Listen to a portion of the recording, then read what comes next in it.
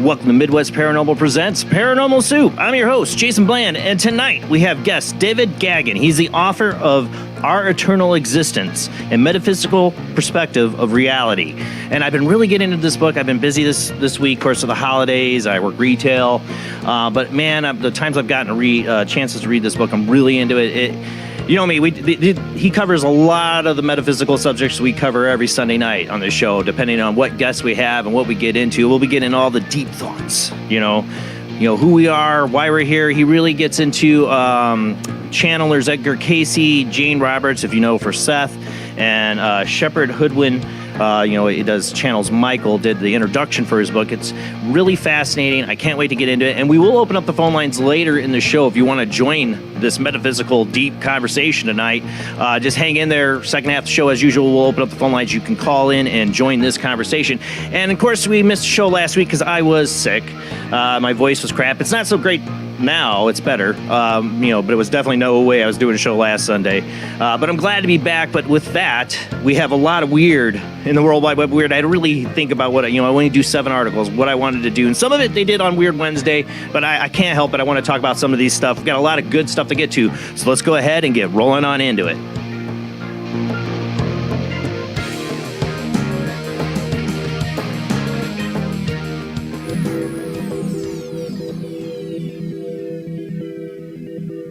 Welcome to another night of Paranormal Soup. As I said before, I'm your host, Jason Bland. Tonight's guest, David Gaggin, will join us after the World Wide Web of Weird, after our first commercial break. Joining me, as usual, is my beautiful co-host, Jamie D. How you doing tonight, Jamie? Doing well, thank you. And I'm glad that you're feeling better and have your voice back. Yeah, it's... So I was missing you guys. I had to come watch Weird Wednesday and get to chat with you. I don't know if Rob's making it tonight. I haven't heard from him. So I'm going to have to run the World Wide Web Weird. You know how badly that goes. So we probably should just get into it because it takes longer when I do it. So let's go ahead and roll into the World Wide Web of Weird.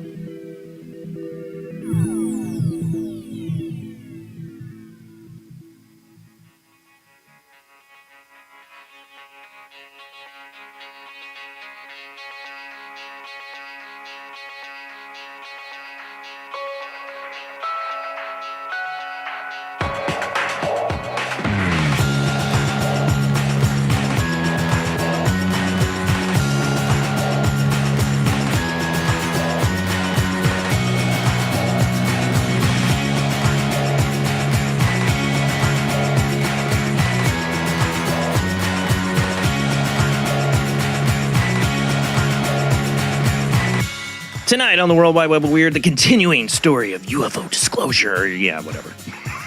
But I do have to talk about this. I actually watched the latest Senate hearings with David Gersh, and it's getting interesting a little bit. But, they had this UFO disclosure bill, and guess what? It passed, but not. They, of course, gutted the heck out of it.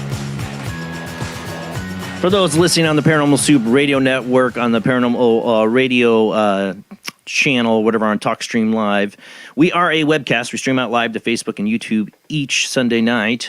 You can come watch if you want, or just listen. I'll narrate as best as possible. Now, I have to figure out how to remember what I'm doing here. All right, hold on a second. I got to get the share screen up. Entire screen, yes. I am way behind. I had to restart my computer right before the show. I know, excuses. So running behind here. Sorry, I apologize. And let me get up just the picture. I do have some videos tonight, but for those listening, if you want to come watch. But yes, we got to talk about this, of course. Jamie, do you see my screen? Yep. Okay. All right. This is the original article from the Huffington Post, but I got the Unexplained Mysteries because it's shorter. and we don't need to get all into this, but known as Unidentified Anomalous Phenomenon, or UAP Disclosure Act of 2023, the bill would have required every government office to release to the public any and all records concerning unidentified anomalous phenomenon and extraterrestrial life. Championed by Senate Majority Leader Chuck Schumer, among others, it was hailed as a major step towards full UFO disclosure and a greater level of transparency on the issue than ever before. Earlier this month, we reported that the bill had passed the Senate but had been held up in the House of Representatives when it had been unexpectedly blocked by a number of House Republicans. Now, more than a week later, the bill has finally passed, but several key provisions have been stripped from it, watering down its potential effectiveness as a tool for UFO transparency. Most notably, the Pentagon and the U.S. intelligence entities will have complete freedom to determine what information about UFO cases is kept confidential, what parts are released to the public. So what does it change? What does it change? Does it change anything? It just means that they have to consider releasing to the public, and they'll go, nah, not going to do it. That's what it literally does nothing. I don't even need to get into this deep further. I do find it interesting. David Gersh recently had to say that he now has some firsthand knowledge he couldn't talk about before or acknowledge that he had firsthand knowledge till now. That means he's under the control of somebody saying, okay, now you can tell him you've had some firsthand knowledge.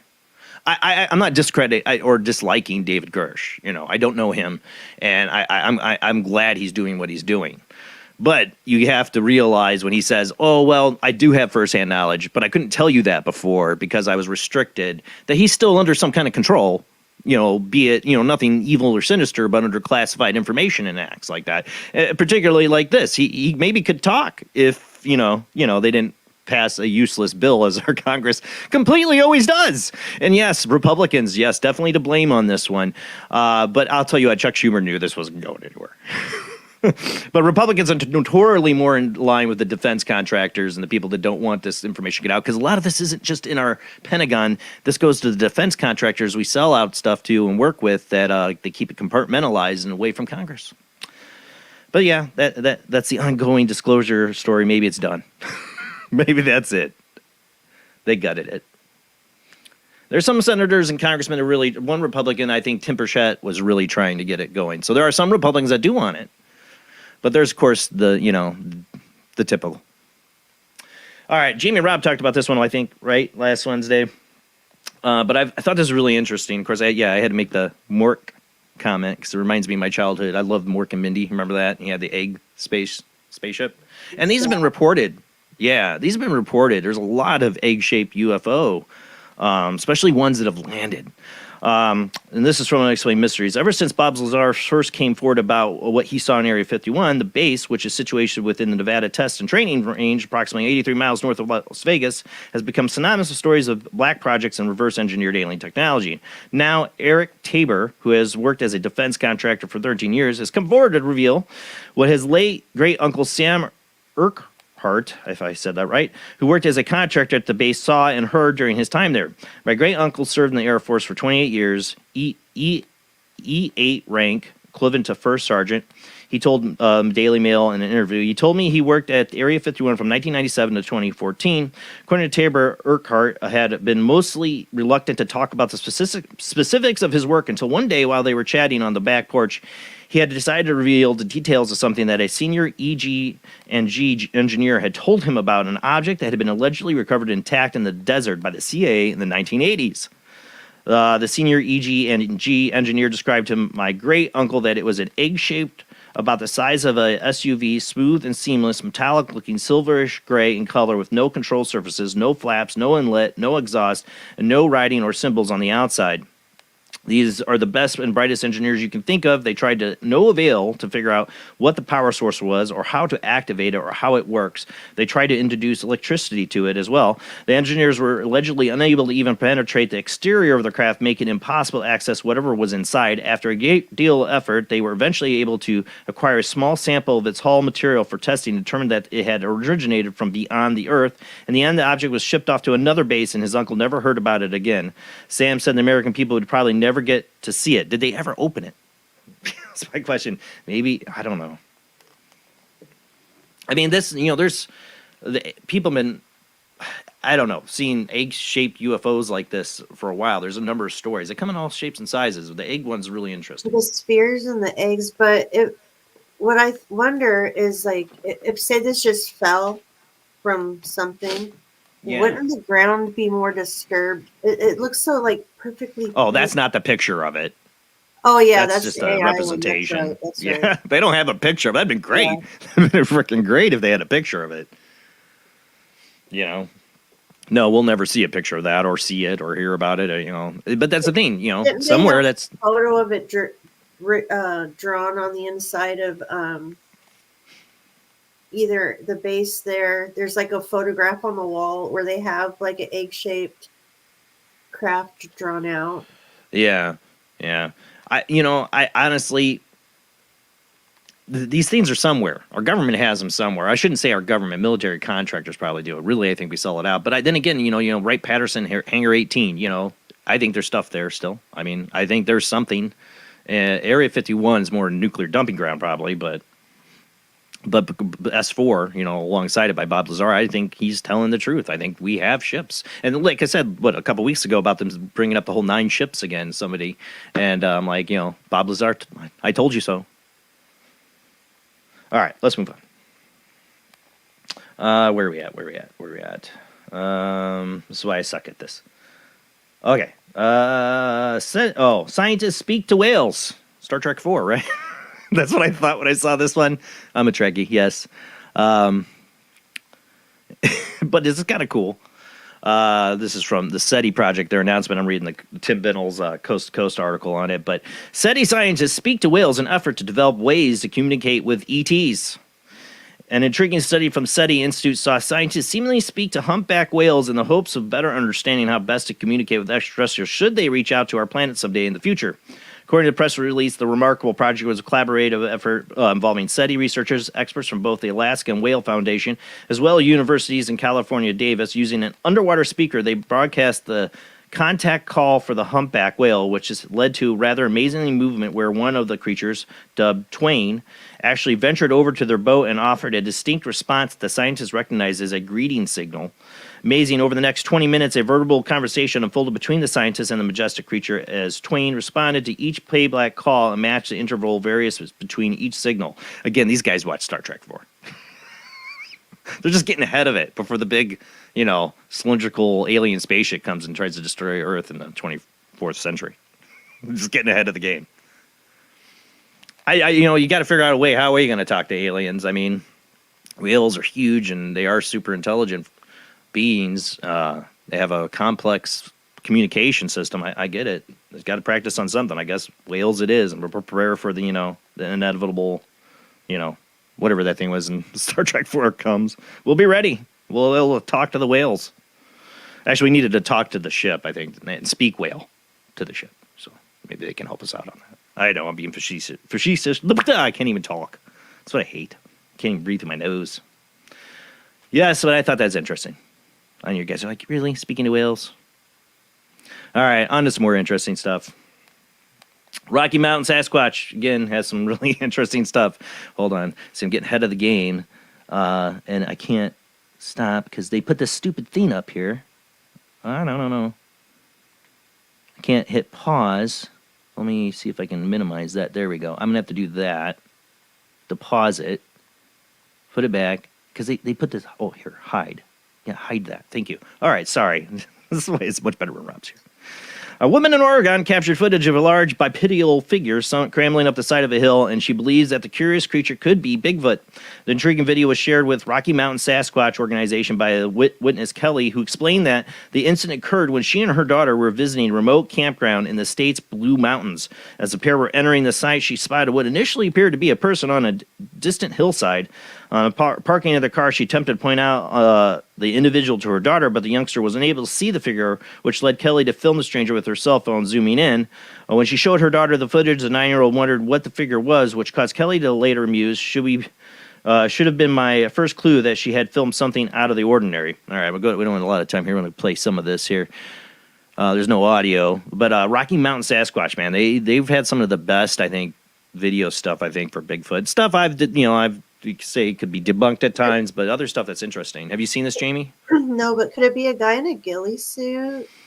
Up on a mountain? Yeah, I don't know. That's the possibility. I mean, the way he's catching his balance as he's walking up seems like He's not very graceful. Yeah. human to me, but I don't know how a Sasquatch would also. I mean, they got to get up a mountain just like a human does. I don't know Yeah. how graceful they are about it. They're probably doing a lot more than humans are. I wonder if he left footprints behind.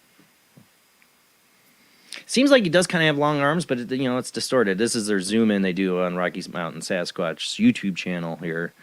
250% zoom in there. I mean, that's the thing. Could it be a person? Now the story goes, and this is what we need to do. You need to find these trees, this angle, match it to her iPhone 15. She used to film this. Maybe Rocky Mountain Sasquatch will do this, and then put a person up there, try to triangulate it, and see the difference in size. Like that's about the only way to know. About the arms, kind of. I don't think it's a jacket, but something about the arms towards the end were kind of interesting. Yeah, I think it's interesting. I think it's possible. I mean, it's not no way definitive at all. I mean, but like I said, it'd be interesting to.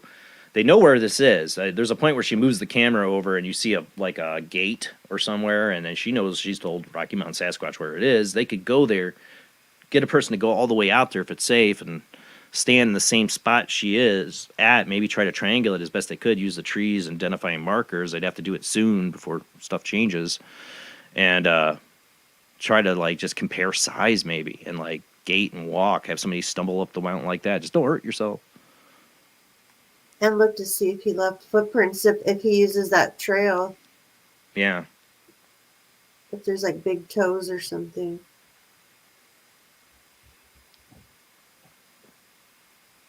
I mean, you get super zoomed in like I did here. Is that a branch going across his back, or is there a pack on his back? But as he's kind of bent over and starting to get up. I can't tell. It's so blurry.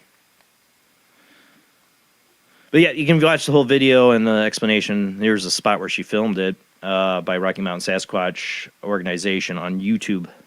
Have a great channel if you're into Bigfoot. All right, let's move on before I run out of time here. That was 4, right? Okay.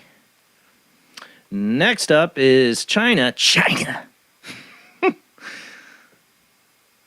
They are up to shenanigans in space. I don't know. They launched their secret plane on a third ever mission. Last time they went up, they had a payload. We don't know that they dropped off what it was.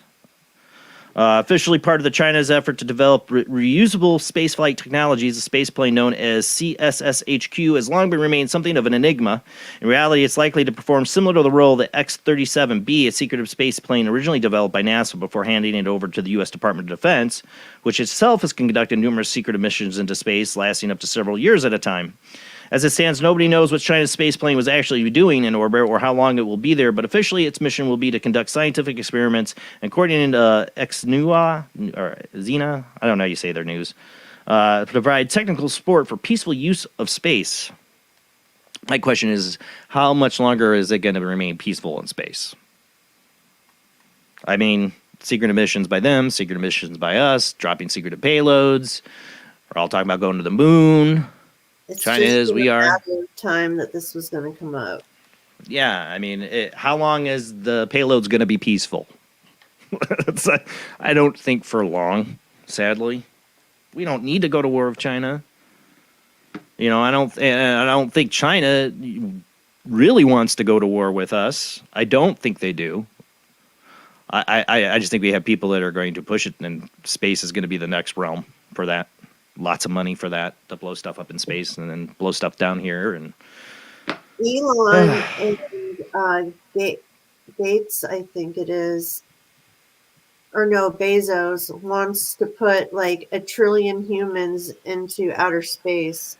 Yeah, him and Musk are saying that we need 1 trillion humans. They're like, no. They're going against the whole depopulation narrative. They're going but they want to populate the space. Well, I like their plan better than people that want to depopulate the earth or something. I'll go with those billionaires over the people that want to they would keep talking about that there's too many people and we need to decrease the population down to 500 million or something crazy.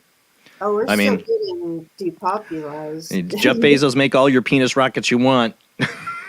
He's like, you're for more humans, There is a population decrease. I mean, they're not. Musk was not wrong. Birth rates are way down. All right. Where are we at? Oh, yeah. More. Yeah. Maybe not in the praise of people here on this one.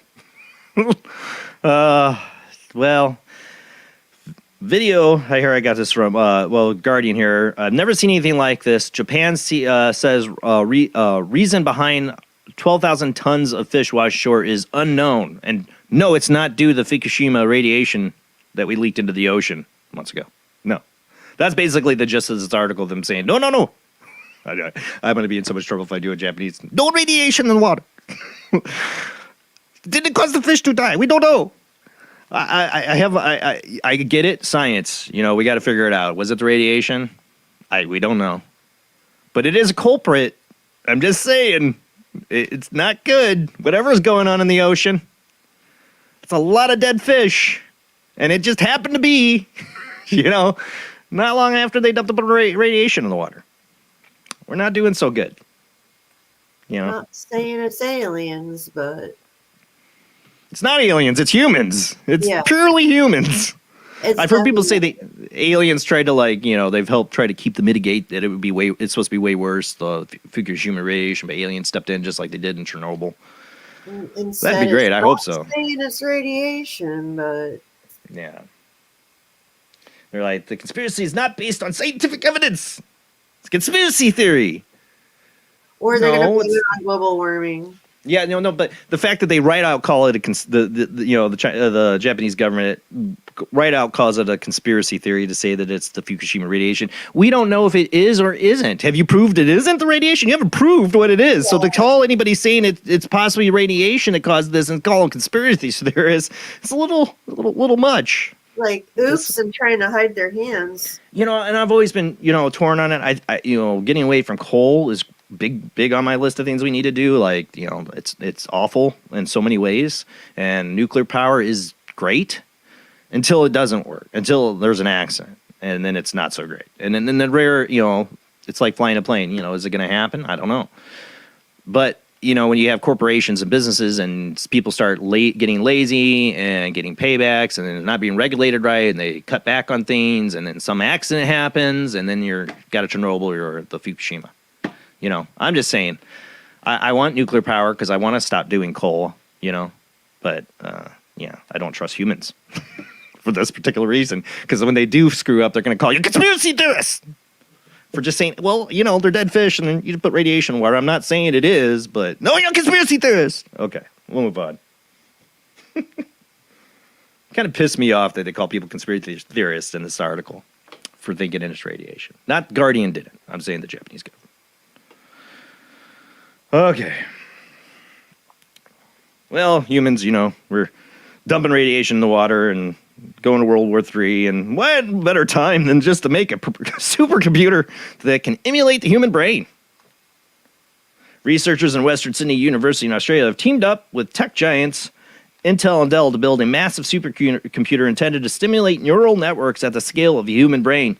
They say the computer, dubbed Deep South, is capable of emulating networks of spiking neurons at mid-melting 228 trillion synaptic operations per second, putting on par with the estimated rate at which the human brain completes operations. The project was announced this week at NeuroIng workshop hosted by Western Sydney's International Center for Neuromorphic Systems, a forum for luminaries in the field of computational neuroscience. Once operational in April of next year, Deep South could provide researchers with an unparalleled look at how the human brain processes information. Progress in our understanding of how brains compute using neurons is hampered by our inability to simulate brain-like networks at a scale. Okay, I get it. Science, great. Okay. Is this going to be like supercomputer AI, Skynet? This is a lot longer article than I can read for the show, but yeah, they are going to get into total AI with this, and I'm a little concerned about making an AI that can, you're going to try to make into a neural network. I mean, the other thing they're going to end up doing, and they are, is actually taking actual neural tissue and like in a cyborg sense, combining computer and neural tissue together to make they've done this. They've done this with rat brains already. Yeah. Little computer brains. They did this with genes of rats. All of this. get out my Festivus pool. Get out my Festivus pool. There's a lot of advantages, but there is just so many ways this can go wrong if put in the wrong hands. And we wouldn't be here without talking right now without science, though. And we got to do these things. It's just, and we'll get, and one of the parts I love about our guest book tonight, David Gaggin, Our Eternal Existence is the name of the book. He talks a bit about ethics. And I think that's a big problem with society and humanity and science and evolution development, is that we're growing real fast. AI is getting really huge, but our ethics are just going, what's ethics? Like, we don't even think about ethics anymore. These corporations sure as hell don't think about ethics, and they're the ones that have to build these things. They don't think about ethics. Maybe scientists working on it will, have that aha moment, like, oh, geez, yeah, maybe I shouldn't tell them I invented this. Maybe I should just destroy this. I doubt it, because there's lacking ethics in a lot of things I've seen in science. And I got a lot of history to back me up. And maybe that's a spiritual thing. We'll get into that with our guest tonight, David Gaggin. But that is it for the World Wide Web of Weird. When we come back, we'll be talking about his book, Our Eternal Existence, a Metaphysical Perspective on Reality, after this short commercial break.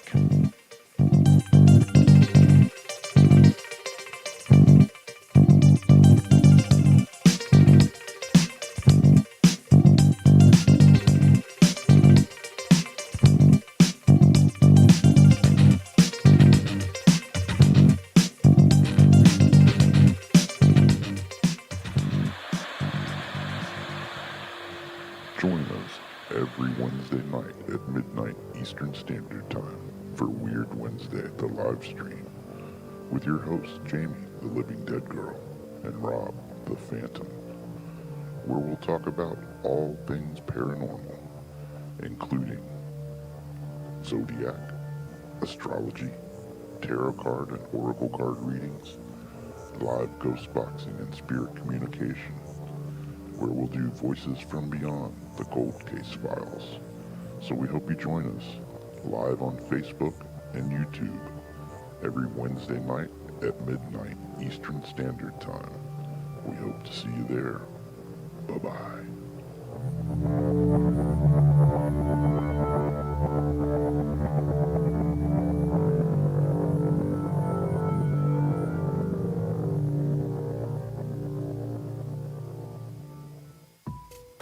Since 1948, Fate magazine has brought you reports of the strange and unknown, all of them true. Fate Radio is carrying on that tradition, bringing you the unusual, macabre, strange, and bizarre.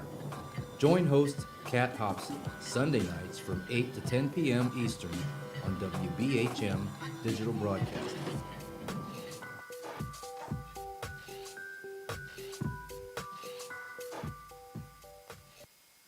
Of the second kind, physical evidence of a UFO. Close encounters of the third kind, contact. From Steven Spielberg, the director of Jaws, comes one of the most ambitious and unusual films ever made. And what you will see has never been seen before. It's a cosmic mystery crossing what many scientists believe will be the next threshold of human experience. It is called Close Encounters of the Third Kind. It begins in an Indiana town and leads to one inescapable conclusion. We are not alone.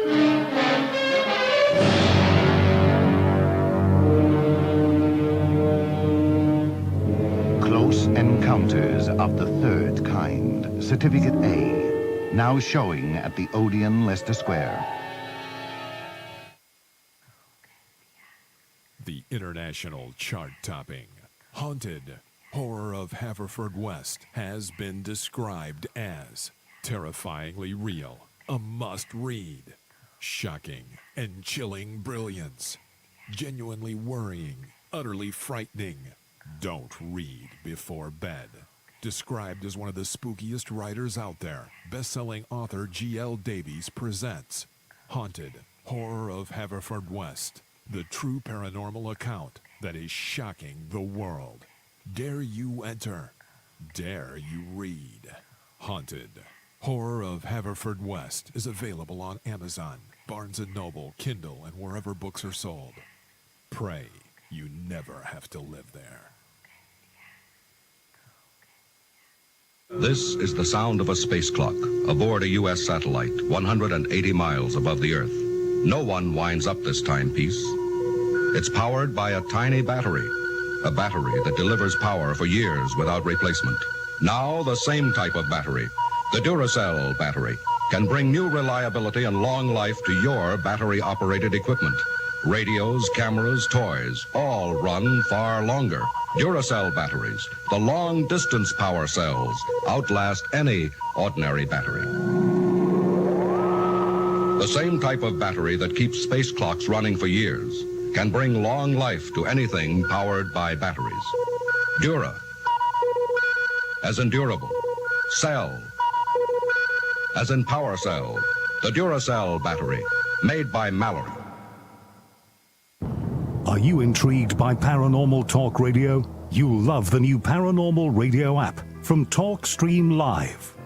You'll find a great selection of talk shows covering UFOs, ghosts, strange phenomena, and much more. Download the Paranormal Radio app now and start listening to the very best in paranormal talk entertainment, including the network you're listening to right now, the Paranormal Radio app, free in Google Play and the iOS App Store. Switch to DCS ranging. 240, nominal to profile. We're in the pipe, 5 by 5.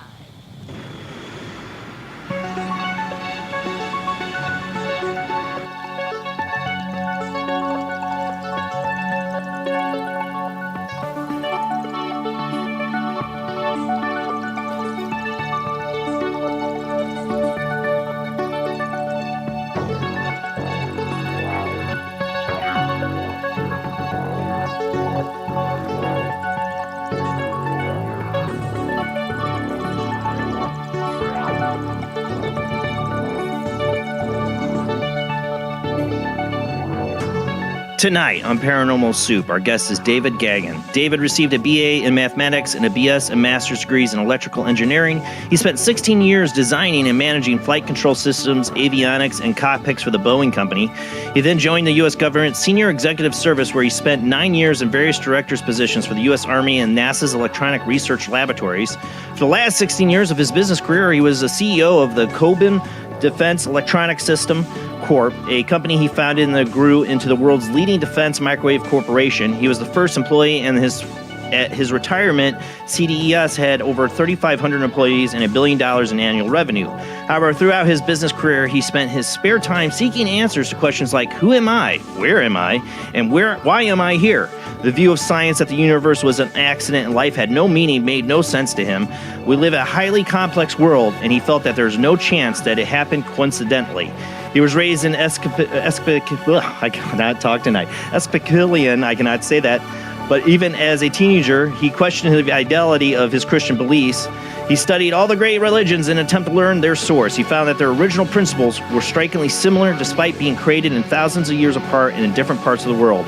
However, today, their founding principles are usually overlooked and the original tenets are difficult to discern. We're going to talk a lot tonight. He's got a lot longer bio here. We're going to run out of time. But we're going to talk about tonight his book, Our Eternal Existence, A Metaphysical Perspective of Reality. Like I said, I just started reading this book this week, but I'm really getting into it because this is all the different topics we've probably gotten into on this show. And especially when he gets in, talking about what we've gleaned from people who've channeled, like Edgar Casey or Jane Roberts, who channeled Seth, or and Shepard Hoodwin, I've heard about, who wrote the introduction for his book, who channels Michael, and what information they've gotten. We're going to get into all of that tonight, and then we're going to open up the phone lines later in the show. You can join the conversation, but let's go ahead and get to our guest.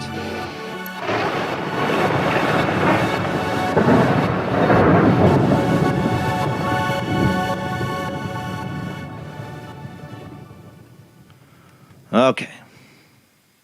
Let me get David in here. How you doing tonight, David? I'm doing good, Jason. It's an honor to have you on the show. Happy to be here. And like I said, I've been enjoying your book this week, reading it in preparation for the show. But for how does an engineer, somebody who worked for the U.S. government, I'd love to pick your brain about that. You heard me talking about the UFO stuff on the show. Be like, no, I can't talk about that. No. But we want to get into what brought you to this metaphysical realm. What brought you your interest to this? Well, when I was a teenager, my father was an avid reader, and when I was a teenager, he'd read a book and then he'd give it to me, and Velikovsky's World in Collisions, and and I'd read the book, and I'm like 14 or 15, and I read the book. Say, what do you think? You think Velikovsky's right? And I say, Dad, I don't have a clue. But then he'd give me another book and another book, and Aku Aku about Easter Island. And after a while, I started thinking, they're not teaching me any of this stuff at school. I wonder why. And and so I had to make a living, so I went off and became an engineer. And but I never really stopped thinking about it. And I spent my life trying to research. I started out with archaeology because that's what Dad led me into, trying to figure that out. And that led me into other things.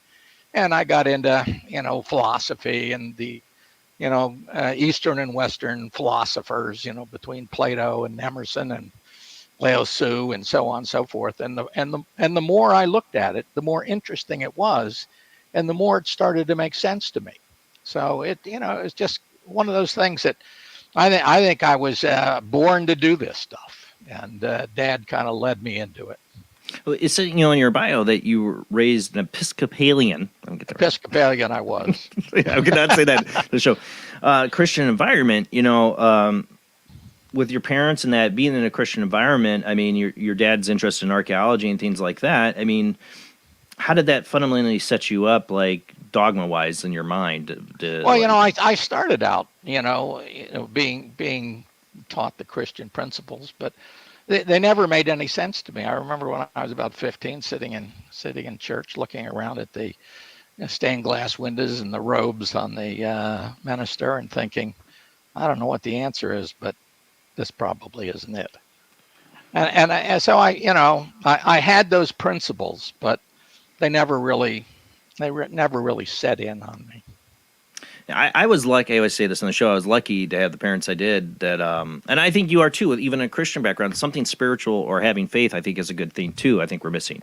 But I was lucky in my family to grow up in a very agnostic environment, where discover kind of your own path. My mom actually became a Buddhist eventually. My dad, me and him, like you and your dad, we would trade books on like quantum physics and kind of philosophy, or like Richard Bachman's Illusions, strange books like that. My dad would get into, he still does.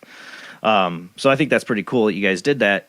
But being in that open environment left me open. I didn't have any dogmas. I think I've always been wired to like question everything. But at some point, I would say it never was a point that I was ever atheist. It's like always like something internally knows there's something greater than myself, that there's an afterlife, just from all the weird stuff I've seen since I was a kid. Did you have anything in your life early on that was like that kind of wake up call? Like for me, it was a green floating head that flew through the room that me and my cousin Phil saw at 5 years old. That let me know right away that the world is not what everybody's been telling me. Did you have anything like that early on in your life that kind of like woke you up to the afterlife or spirituality? I didn't. I went through a period of atheism. I went through a period of agnosticism. I went through, I didn't know what I'd find. And I found it in bits and pieces because, I did a lot of traveling in life, and, I was on a lot of airplanes. I was in a lot of hotel rooms. I was in a lot of airports. So I had time to read things and look at things. And it came to me a piece at a time. And sometimes I didn't think the answer was going to be really good because, if you only have a piece of the picture, you really don't know what you're going to find. But I was absolutely committed to finding what I believe to be truth. I'm what I believe to be a hard person to convince to do anything. I have to convince myself, and I'm not going to fool myself. So no, I didn't. I had epiphanies as I moved through the search process, without a doubt. But as far as getting started as a young child and such like that, no, I was just trying to figure out what's going on. Yeah, so I think a lot of kids ask questions. I'm pretty open with my kids about it and philosophizing. I want them to grow up in that kind of same household of, I want to say agnostic because we believe in a higher power and spirituality. It's not everything's questioned. Like I believe in a for sure afterlife. I've had enough evidence of that, and I would talk about that with my kids. And I believe in reincarnation. I've had experiences with that makes me a pretty much believer that in its possibility. So we're a pretty open household here.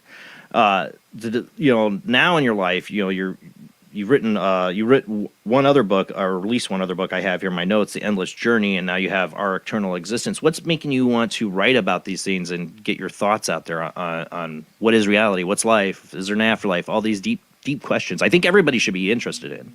Well, I find it fascinating. And so I found a lot of interesting things, and I just want to share them with people. I had a good career. I don't need to make money on these books. It wouldn't break my heart, but I'm really, it's just to say, hey, I found this, and you might find it interesting. And so I try to get it out to people to look at it and consider it.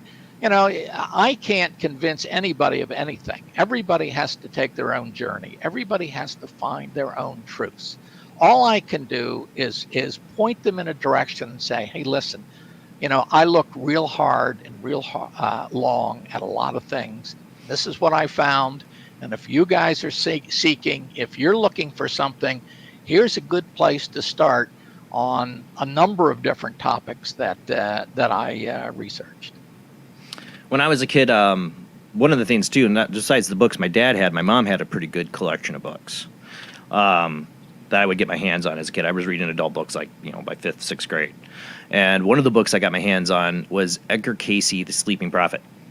And I read that. It was not a big book, but I read that thing so quickly through because I just found it so incredible that this guy could know all these things, and who's this consciousness coming through him, talking to him, about Atlantis and curing people of cancer many years before we even knew that what he was talking about could cure cancer, and incredible things like that.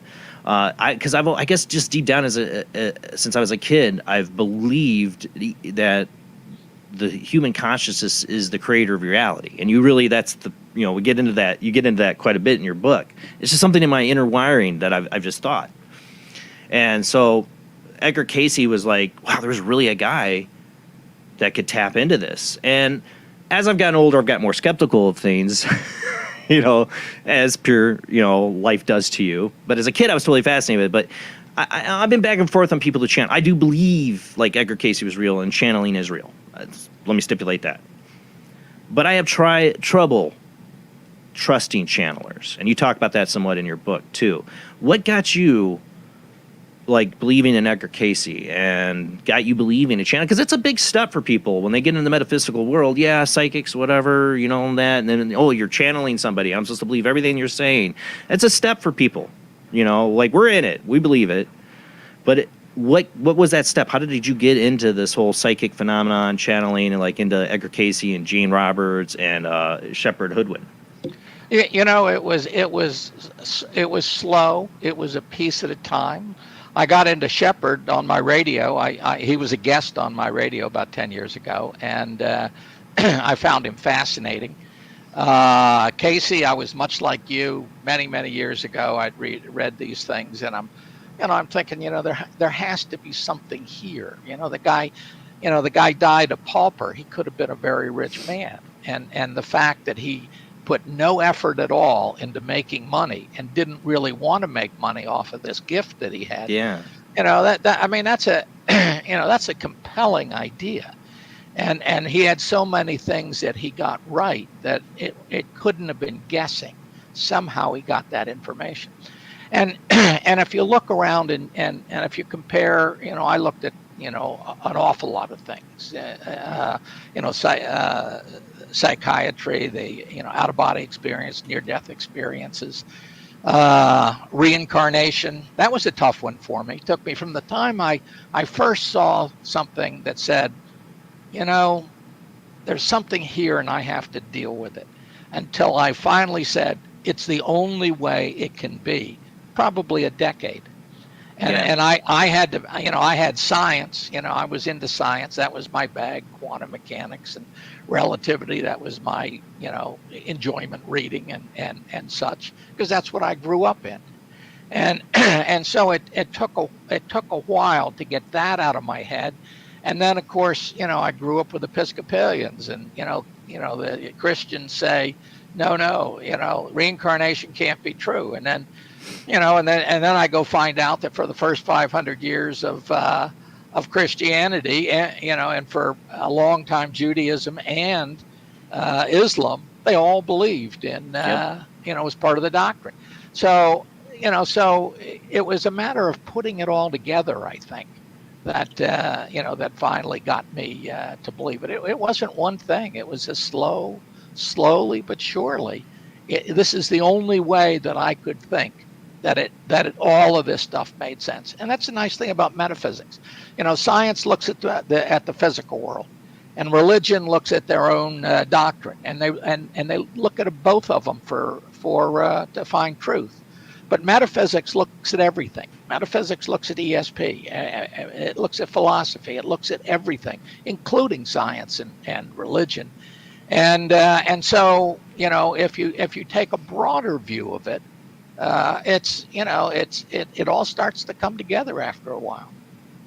I mean, if you don't think science doesn't take metaphysics seriously, well, your government does, because we've had plenty of research done by the DoD and through other universities into psychic phenomenon, remote viewing, and the Russians, on the other side of the, we're doing a lot of research into it. I think it's just when governments get involved and bureaucracy, those things get shut down or go dark. But there's been an interest in science in these phenomenons, trying to explain it. It's the individual. It's the and it's becoming more and more. People are getting into it. People like Russell Targ. I had him on the show, and his remote viewing, and he's a very interesting guy, and the stuff that they did is phenomenal, really. And and it was in the 90s, I think, that they finally said, well, we're not going to do it anymore. Well, that's not because it was the work of Satan. Yeah, exactly. They just took it dark. Seriously, that's what happened in the 90s. You get some Republican senators up there.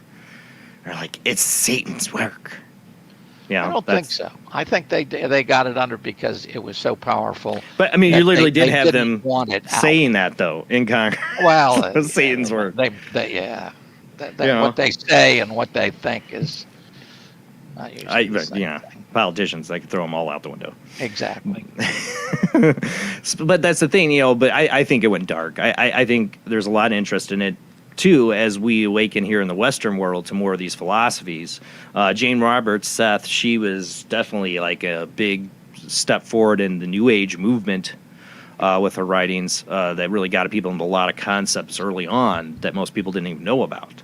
Right. Like reincarnation and a lot of metaphysical ideas. Some people think, it's just a bunch of crap.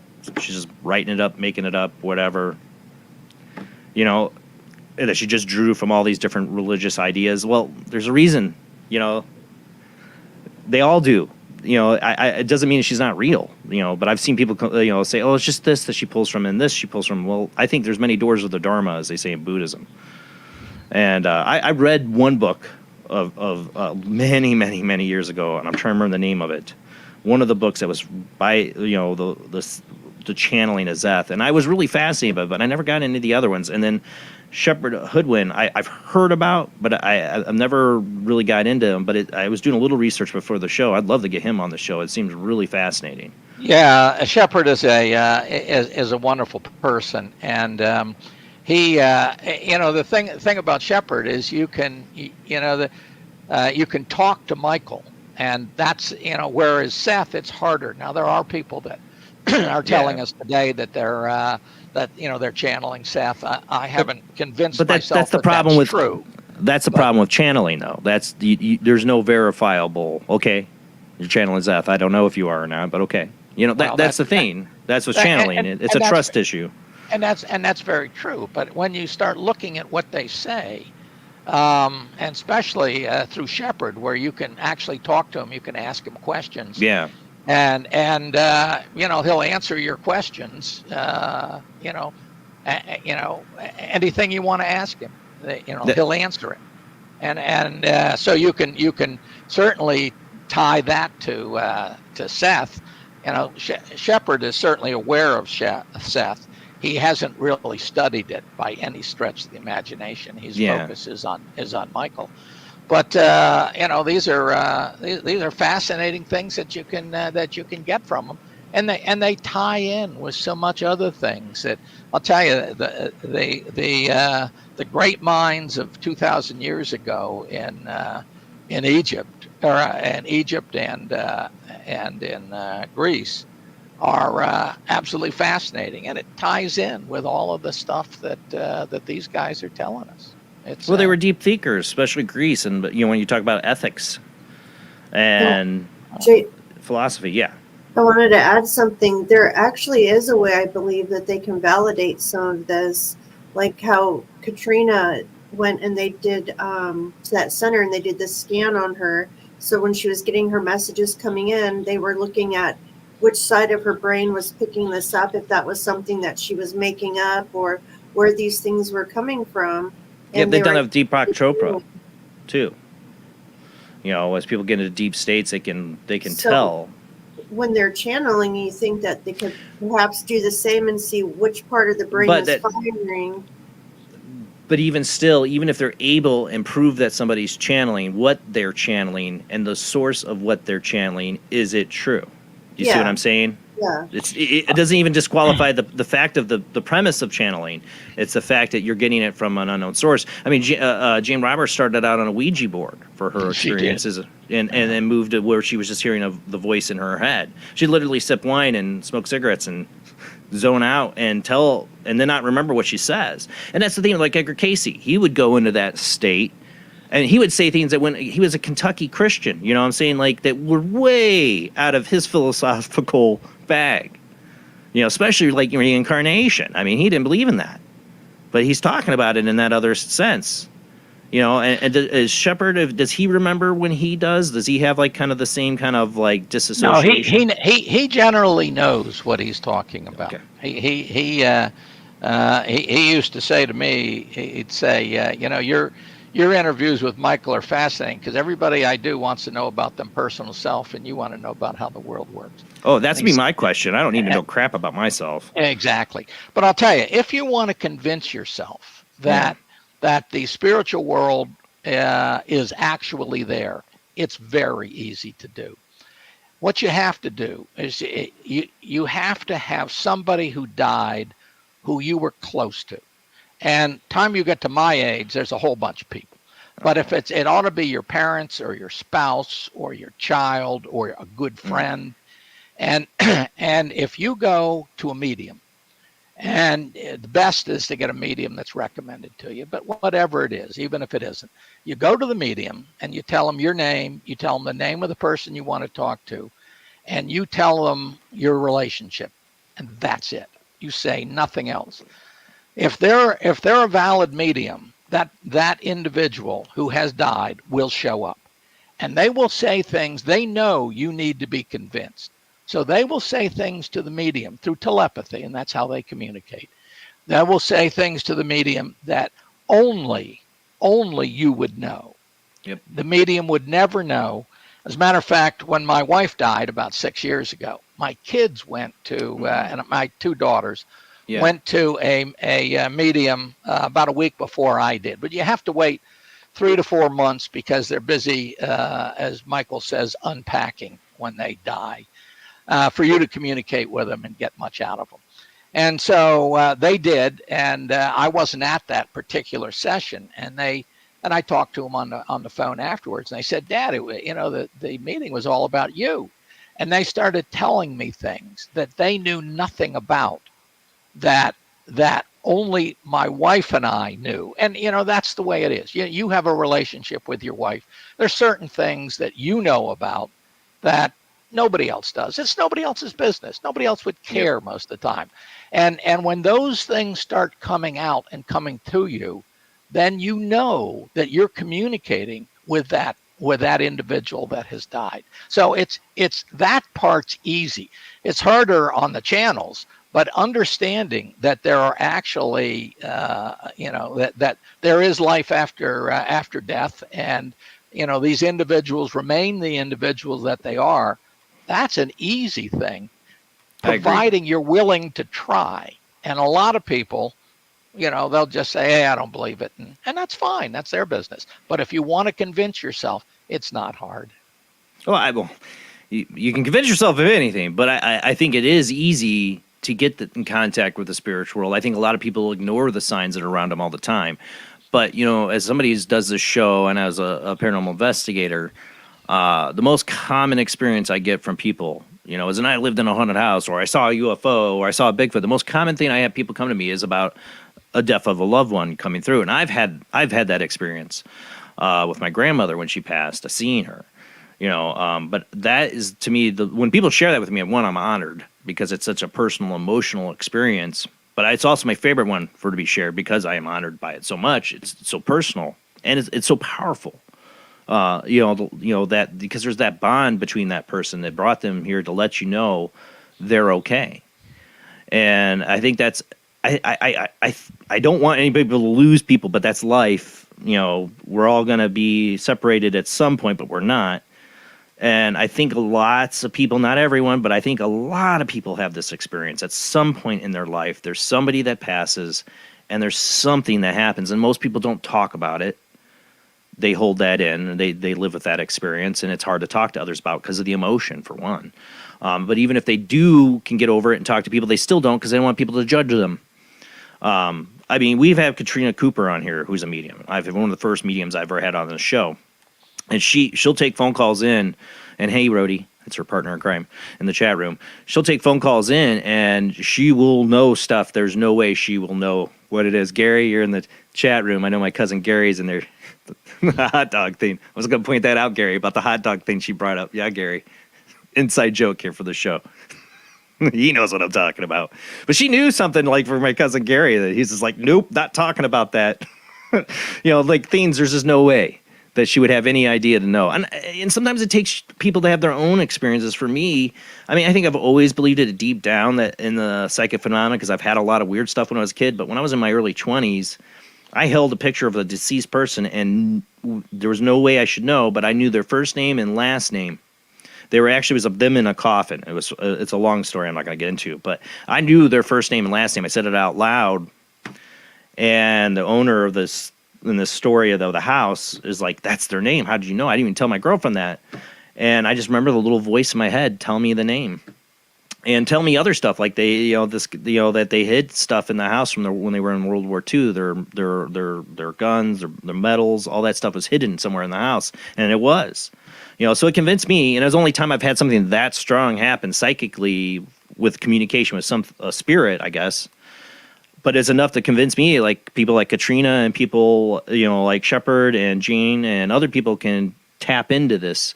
Be it maybe it's collective unconsciousness and that information's out there for anyone, or it's spirits, I don't know, but that it is real. Without a doubt. Without a doubt. So when you went to the medium, of course your wife was coming through the medium and had messages for you and went to the medium. What was that experience like?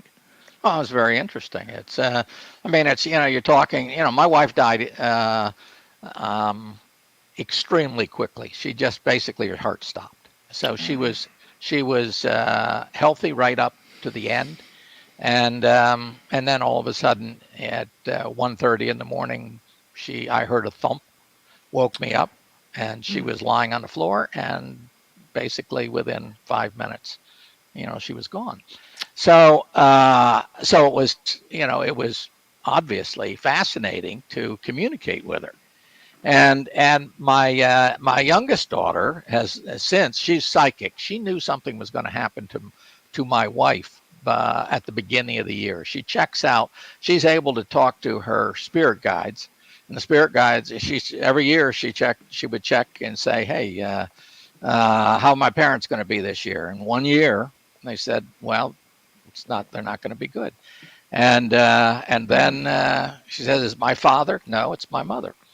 So, but she was able to learn how to do automatic writing, and it's amazing because the medium taught her how to do it, and the only person she can do it with is her mother, but you can ask her mother questions. I was having trouble with a leak on her roof up in Massachusetts, and So I said, and I couldn't find it to save my life. So I said to Chris, would you please ask your mother where that leak is? And she says, okay, Dad. So she goes back, comes back. She says, it's above, it's on the chimney above between the fireplace and the wet bar. So I trudged back up for the 100th time on the roof, and I looked there, and sure enough, there's this hairline crack that I never saw before. Wow. I mean, it's staggering what, the things that you can do. And once you realize that there is a spirit world and that people can talk to the spirit world, even if I can't, other people can, then you all of a sudden start realizing that the information that is coming across, there is no reason to believe that it wouldn't be correct, and you couldn't get it from a lot of people. So your belief system really can change once you convince yourself that indeed there is life after death, and death is no big deal. It's basically a change of focus. We have an ego that focuses on the physical world, and when we die, our body disappears, it dies, but our focus changes to the astral plane, and that's basically what happens. So it's a very natural thing, and you don't go away, you don't disappear, you keep doing many things. philosophies, talk about the ego and the spirit and the soul. What is it that you come to in terms of, do you feel is the soul, the spirit, and the ego? What are these things? I define them in our eternal existence in a certain way, and it's really, the definition is anything you want it to be. But I break our mind up, not our brain. Our brain is basically just a conduit between the spiritual world and our physical body. But I break it up into three different elements. Our mind. And they're basically focuses, and one of them is the ego, and the ego's job is to focus on the physical plane, and that's basically what it does, and that's the I that you and I know of as ourself. And then there's the subconscious, and the subconscious it runs our body, and that's fine, or moves our muscles, it runs all the hormones, it does all the things that runs our body. It also is where all our the egos from our past lives are. So if you want to go and do a hypnotic regression, for example, that's what you're doing. You're going back into your previous egos, and you're getting information from them. And then the real piece of us is our what I call our soul or inner self. You can use either term you want. And that's the real you and I. And what Would be happens? equated to the higher self too, that people talk about? No, I don't You don't call it? differentiate it that way. I say that the higher self is more of our essence and our spirit, which will have multiple souls in it. So it is a higher level yet. Gotcha. Than the soul. The soul is kind of focused on you and I and our other past lives and our future lives. But there are higher selves, of course. And so you have your spirit, which is your higher self. And then there's a greater spirit. And then there's a yet greater spirit. And it goes all the way up to the Tao, the universal consciousness. So it's a hierarchical situation. So we're all one. We're all part of one life force, but the life force can be broken up into smaller elements. And normally we work in a team, more of a group team environment. And what we're doing down here is we're learning about our individual self, and our individual self is just as valid as our group self. What I find interesting is that where science has come up with quantum theory, and quantum theory, they've been able to show that a electron or a proton or whatever has two different types of existence. Particle and wave. Particle and wave. Well, so do we. And light does. We know that, right? Photon and a ray. Well, we have it the same thing, and we have an individual characteristic, and we have a group wave type of characteristics, and it has to be that way because there's only one substance that exists, and that is conscious energy, and that conscious energy creates everything in existence, including you and I, and those particles we look at, and everything else. Oh, what's the name of the Russian scientist from way back? Kurov, whatever. He believed in the ether, kind of like really like a preeminent substance. Scientists has pushed that off to the side, but I've always wondered if he had something to that, like that ether is the consciousness, that is the universal consciousness, the ultimate field pervades everything. I call it the force, but it is the force. It's the life force. It's the life force that creates all of us, and it takes different forms, and that's the amazing thing. And every form that you see, every object that you see is part of that life force, and that makes everything conscious.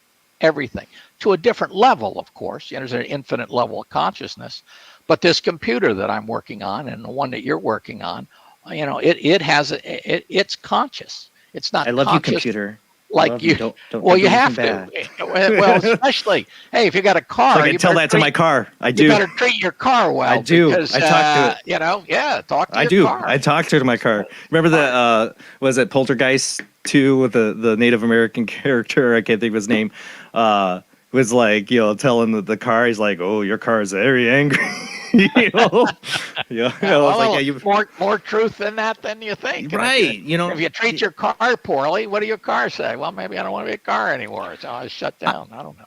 I've always thought very deeply about consciousness and what we are. And I mean, when I was a kid, I don't know any other people in their childhood when they were kids were fascinated by movies like Altered State, like, even as adults, I've tried to play that for friends and they're like, what is this movie? I'm like, I've always been fascinated. What is conscious? It's a final frontier. Who are we? And as a kid, I always thought, and I still do, if you think about a dream, when you're dreaming, there's other people in your dream, right? Well, those other people are you. Well, another movie that fascinated me as a kid was, remember the movie Sybil? Supposedly based off of the real person that had multiple personalities. What always fascinated me about that is that she came up with these multiple personalities under duress, torture, and isolation, sensory deprivation. She'd be locked in a cabinet with no light or sound. Her mother would lock her in there. And this has happened to POWs. This has happened to other people when they're and like Altered States, sensory deprivation tanks, that when you shut off all the inputs, the mind likes to create a new reality. The mind likes to create new characters. It's like the nature of consciousness. When you've cut off all the inputs, it's going to make a whole new reality, a whole new set. Something I've just thought, like, I think what is in Hinduism, they believe, like, what is it, Krishna or somebody laid down and had a dream and we were all that dream, or it's one of the religions I know. It's just something that's always fascinated me. We you say we're all one, is that we are, if you think the possibilities of consciousness, if a person can have multiple fragmented personalities, can be multiple things inside their head, that speaks to what consciousness really, can be. It can be multiple egos.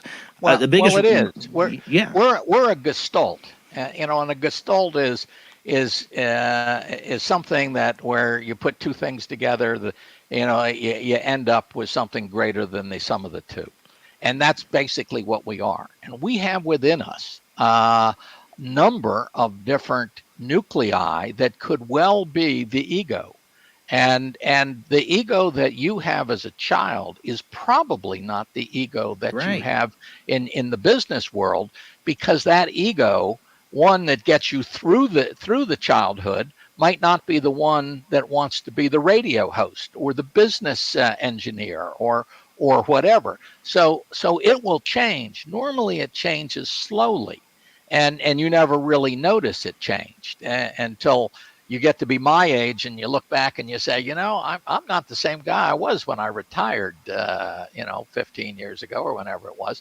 So you can kind of see it then, but you don't notice it as you're as you're going through it, but you change. And then what you see is people like Sybil and other people with multiple personalities. These are the unusual circumstances where one of those other nuclei, one of those other potential egos, is saying, "Hey, I want to run the show for a while," and so that's what you're seeing. You're just seeing these other egos, stepping in and trying to be dominant. I think my big realization of what ego was two very vivid past life dreams I had in my 20s when I was these other people. They were totally different people. You know what I'm saying? Like, but I was them.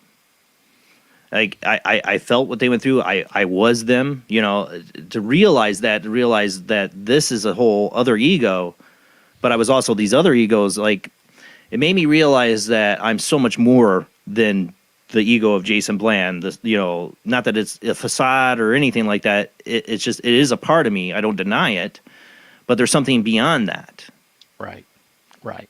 Dreams are a fascinating thing. We really couldn't live without dreams.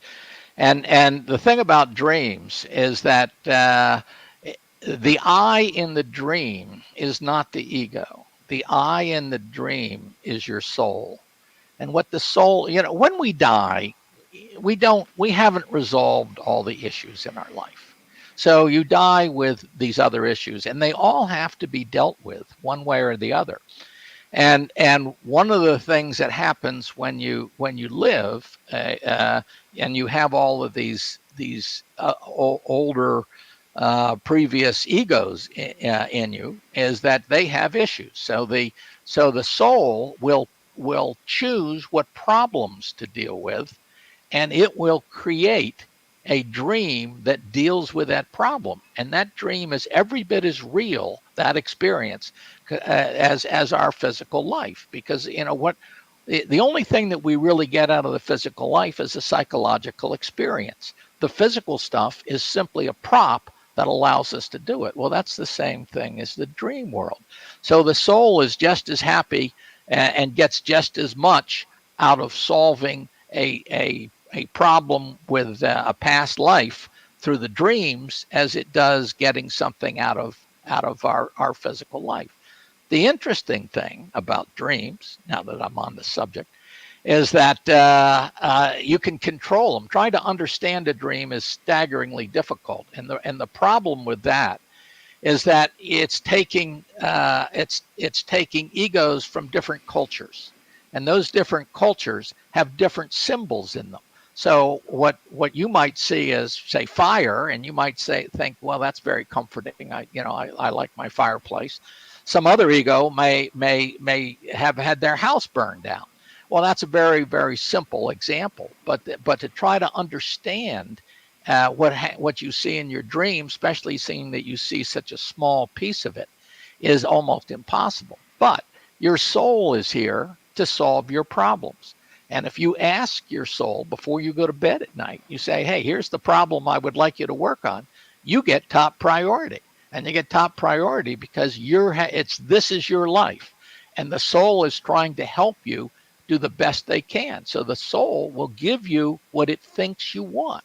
So if you tell it, you write a little note, stick it under your pillow, whatever, you can solve those problems. And I think most people have had a problem solved in their dream.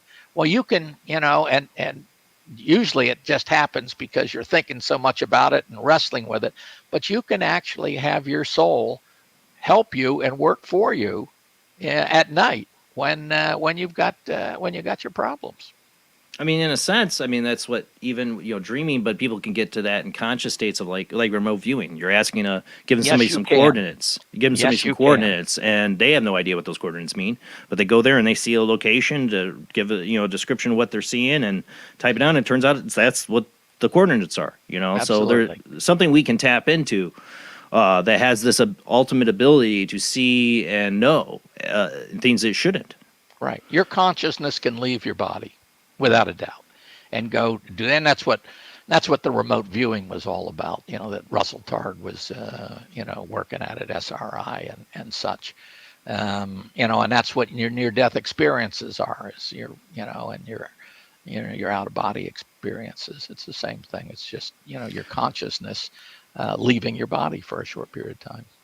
What's interesting too, you talked about like the higher self and that. And you talk about people mention like soul groups and stuff like that. My past life, one of the two, I realized there was this connection like later, but I realized that the father in it was my biological father that didn't want anything to do with me now. And I felt like it's a subconscious reaction to what he did to me in a past life. I don't want to get all into it, but it's that we relive these things with other people we have to play out.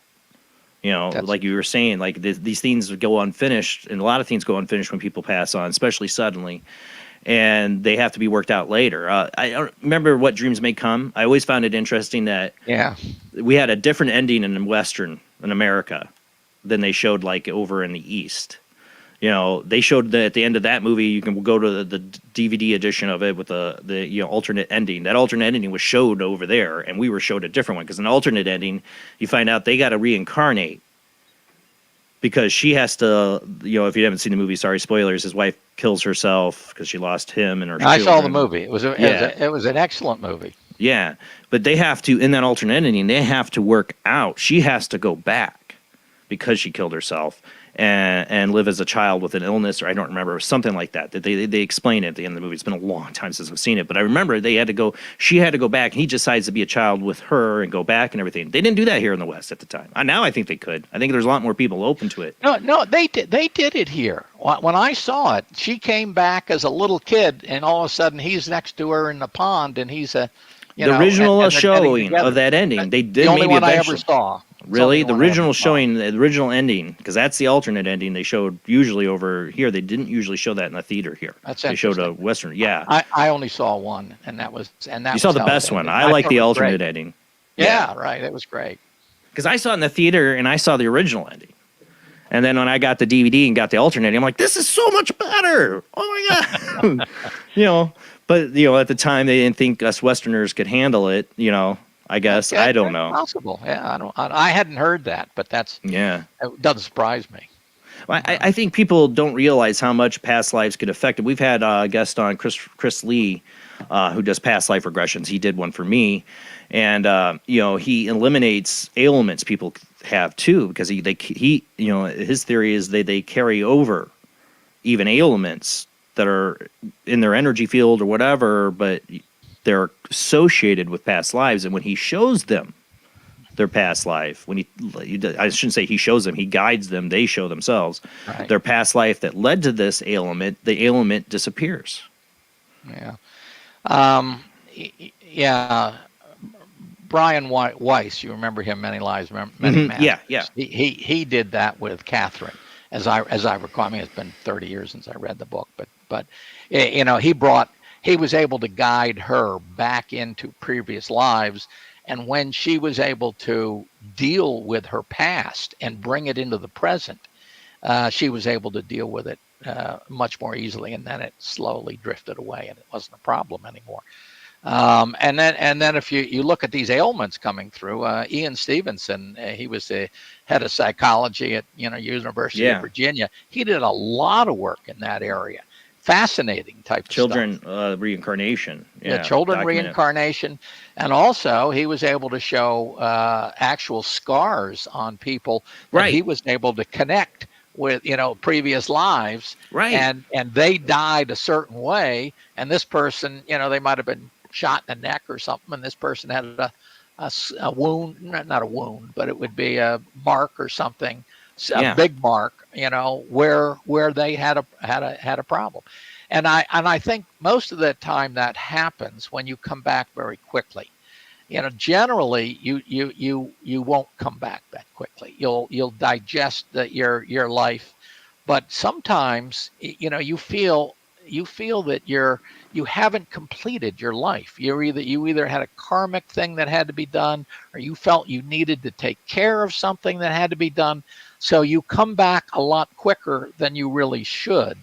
And as a result, that's where I think he saw most of the kids that remembered, because, they'd only been gone, months or maybe a year or so, because they met the family, and the family said, yeah, it finally was convinced that this was the father or the brother or whoever, and that person had only died relatively short period of time ago. But I think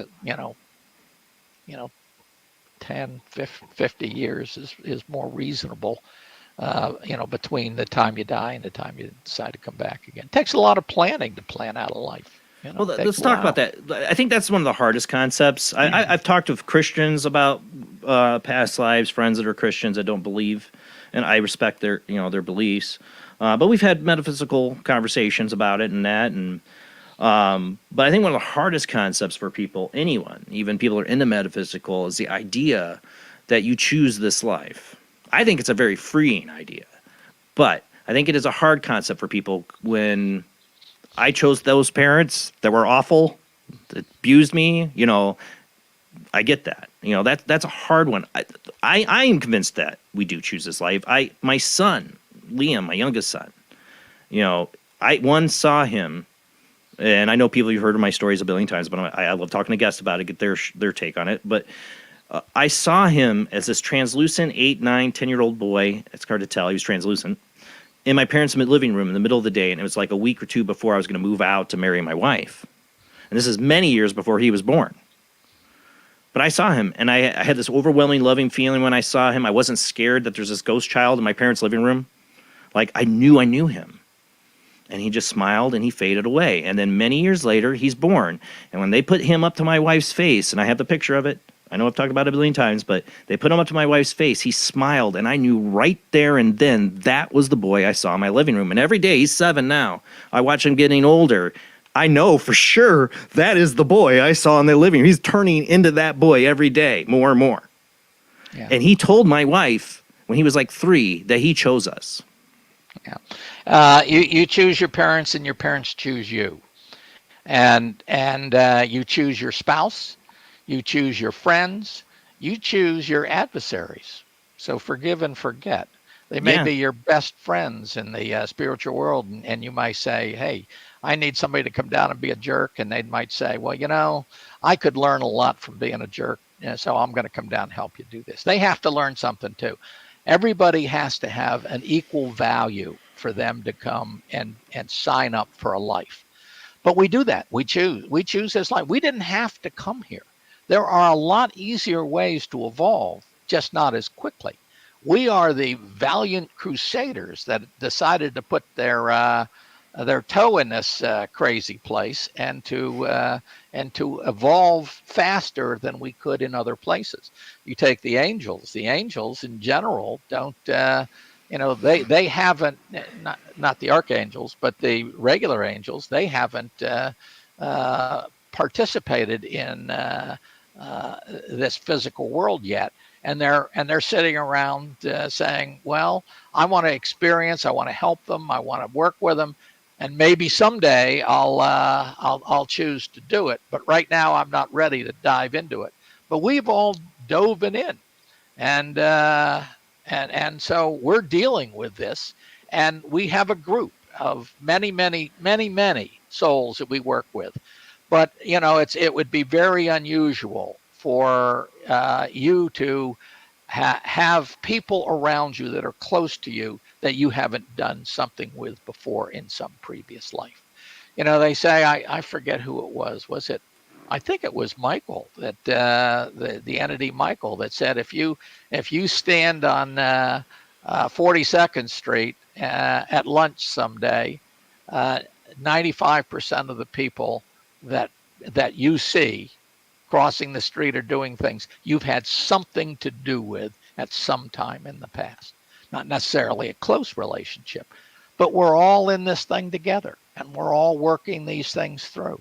It's and you pick, you don't pick one parent, you pick maybe a dozen, because the parent that you pick may not have any kids, or or may stop before it's your turn to be born.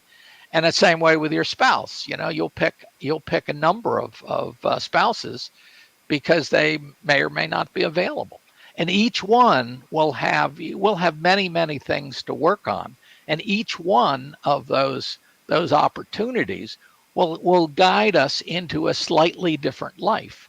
So it'll all be part of our plan. And our plan, our pre-life plan, is very, very complicated, very sophisticated. But we choose it. We also choose our death. You know, we plan it. Does that? We got to go. This is a deep question to go into, and we got to go to commercial break. Maybe I'll wait, but I'd like to get into the idea then too. Does that mean things are predestined? Don't answer yet. We got to go to commercial break. I'll leave you on that. Because that kind of points a little bit of predestination. I'm not a big believer in predestination, but at the same time, I've had a lot of psychic things happen where I've seen the future happen before it happens, mainly in dreams, yes. But that I've been fascinated. Is things predestined? Do we have a choice? I believe, and I'm sure you do too, in free will. We'll get into all that when we come back from the short commercial break.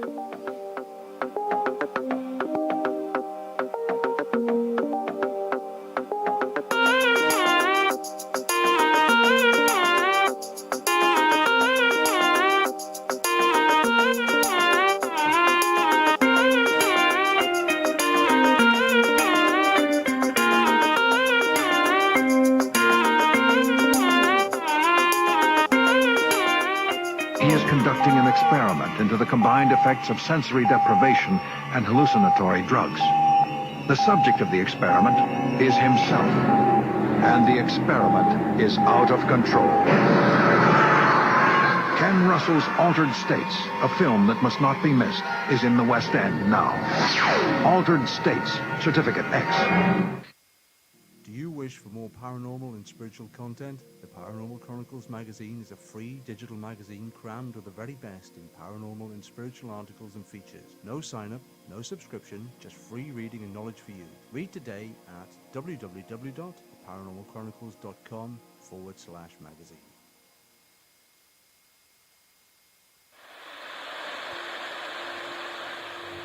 Join us every Wednesday night at midnight Eastern Standard Time for Weird Wednesday, the live stream, with your hosts Jamie, the Living Dead Girl, and Rob, the Phantom, where we'll talk about all things paranormal, including zodiac, astrology, tarot card and oracle card readings, live ghost boxing and spirit communication, where we'll do Voices from Beyond, the Cold Case Files. So we hope you join us live on Facebook and YouTube every Wednesday night at midnight Eastern Standard Time. We hope to see you there. Bye-bye.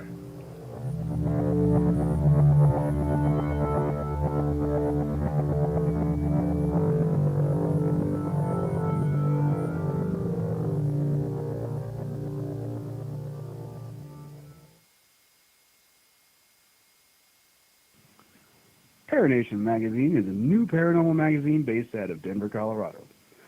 Our goal isn't just to give you the best paranormal content out there, but to promote paranormal unity. We're doing this by giving everyone an opportunity to tell their stories and to share their experiences. For more information, follow us on Facebook at Paranation Magazine and soon, paranationmag.com. I've Never Met a Dead Person I Didn't Like is the extraordinary travels of a young, alone, and broke psychic in the highly anticipated new book from internationally renowned psychic, medium, medical intuitive, and best-selling author Sherry Dillard. Critics have described I've Never Met a Dead Person I Didn't Like as an engrossing memoir, an empowering story of how a broken girl came to accept her psychic gift, a refreshing and fun read. I've Never Met a Dead Person I Didn't Like is available through Amazon, Kindle, Barnes & Noble, and wherever books are sold.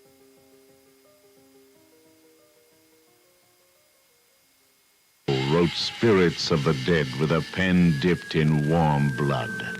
You will see the ultimate in terror with this important all-star cast. Brigitte Bardot, Alain Delon, Jane Fonda, Terence Stamp, and Peter Fonda in Edgar Allan Poe's Spirits of the Dead. Only Poe's demented genius could bring to the screen such horror and evil. Spirits of the Dead stars Brigitte Bardot, Alain Delon, Jane Fonda, Terence Stamp, and Peter Fonda. Directed by three masters of the cinema, Federico Fellini, Louis Malle, and Roger Vadim. Spirits of the Dead is an adventure in terror beyond your wildest nightmares. Spirits of the Dead in color is rated R.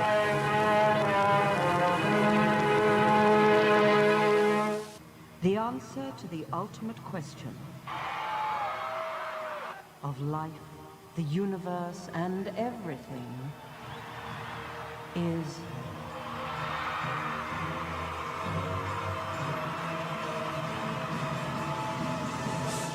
42.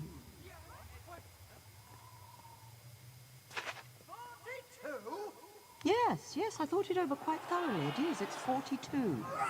It would have been simpler, of course, to have known what the actual question was. But it was the question. The ultimate question. Of everything. That's not a question. Only when you know the question will you know what the answer means.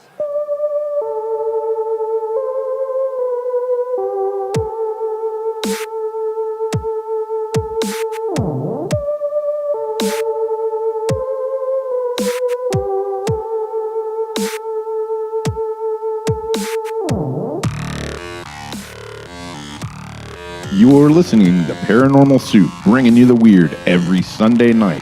Call into the show and join the discussion. The call-in lines are 219-230-4444 or 260-225-9419 or by Skype caller ID OOJBland00 or JBland Paranormal Soup. And now to your host, Jason Bland. Tonight's guest is David Gaggin. He is the author of Our Eternal Existence, a metaphysical perspective of reality and deep thoughts today. Tonight, we're getting into, I've always thought, we're going to get into this conversation. We came here, we picked this life. To me, it's a freeing idea. You can, whenever you're met with a challenge, well, I chose this challenge. When you're met with an adversary, I chose this adversary. When you have a problem in life, you can go, well, what am I trying to learn from this? Because I chose this for some reason to learn something. My karmic cycle, whatever. I think it's kind of free. There's no one to blame but yourself. You're free to do. You're here to do what you came here to do. I like that idea, but it is a hard concept for people. And then the hard concept for me is I'm not a believer in predestination, even though I've had dreams, and I'm sure you have too out in the audience, that have completely come true. Things that have shown me the future. Could I have changed it? I've talked about that on the show. I do think you can. There's a whole conversation of that. We're going to get into that now. I'm opening up the phone lines. Call in. Join this conversation. Do you believe in predestination? Do you believe in past lives? Any questions you got for our guest tonight, David? Call in. Join this conversation. And don't forget, if you join our Patreon, which you can find the link in the description of the show, I have a Patreon chat room in there. You'll see you join the Patreon. You can send me a direct message on there. Anybody in my Patreon right now, which is like 12, 14 people, thank you to all my Patreons, can communicate with me in there and ask questions. I will get them to our guest tonight. Speaking of that, we got a lot to get to with our guests, so let's go ahead and get rolling on into it.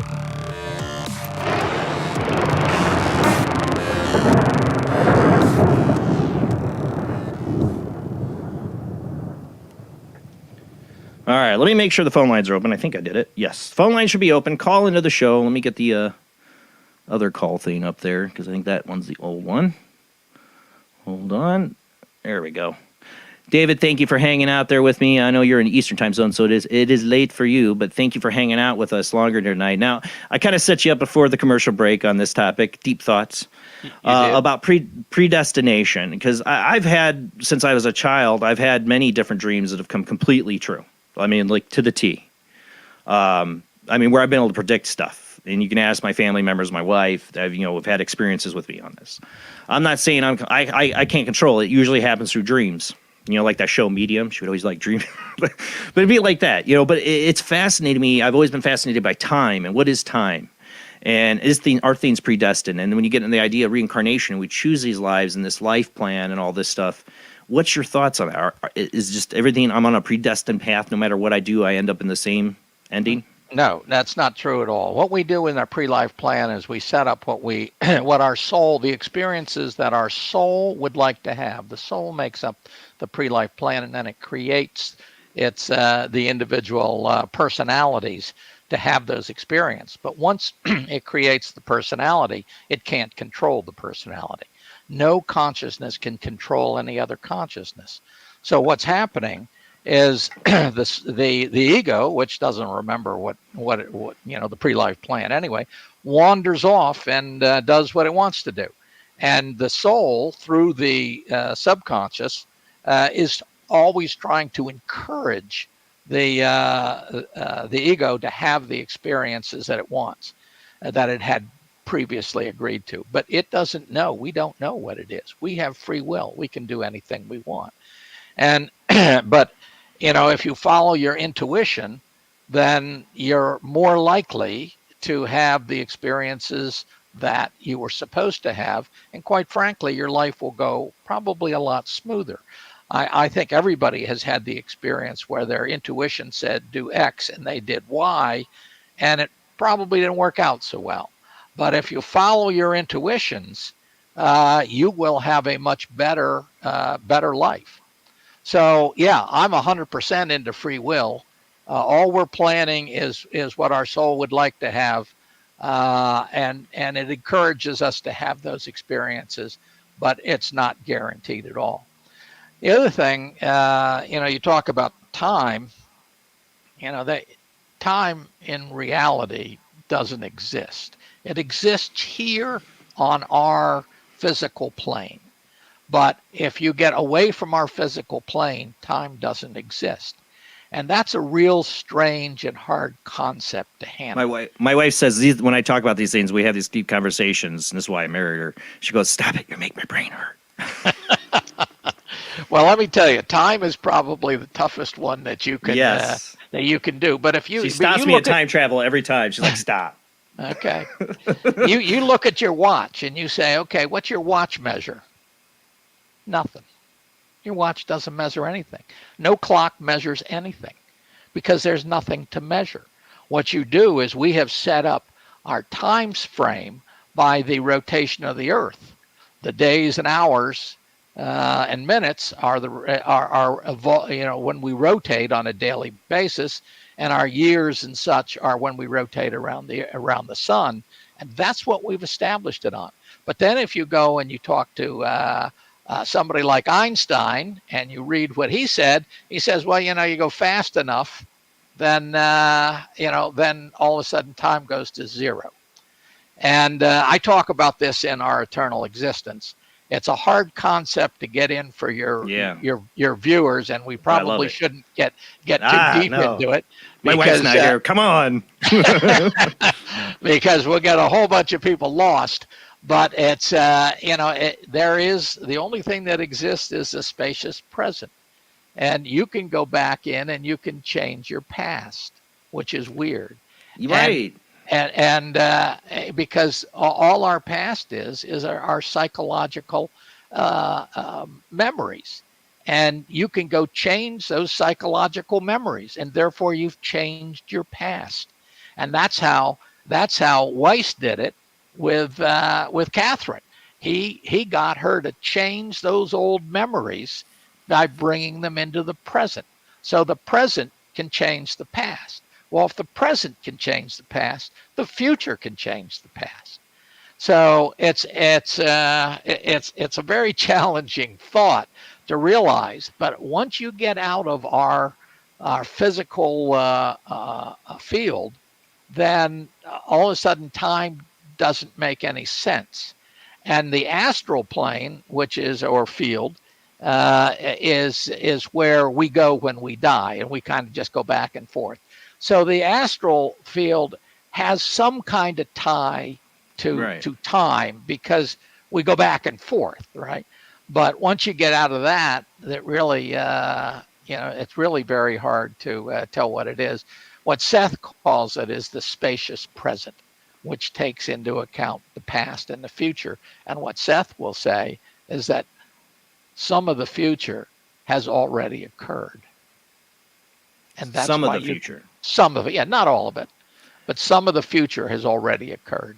Well, you've heard people talk. I'm fascinated by these ideas because you hear over since the '90s people talk about like the Mandela effect, and skeptics put it up to poor memories. Other people put it up that the timeline's changed, like the girl in Jaws doesn't have the braces anymore, or Jif used to be Jiffy, but it never was, or Ed McMahon used to do Publishers Clearinghouse, but he never did.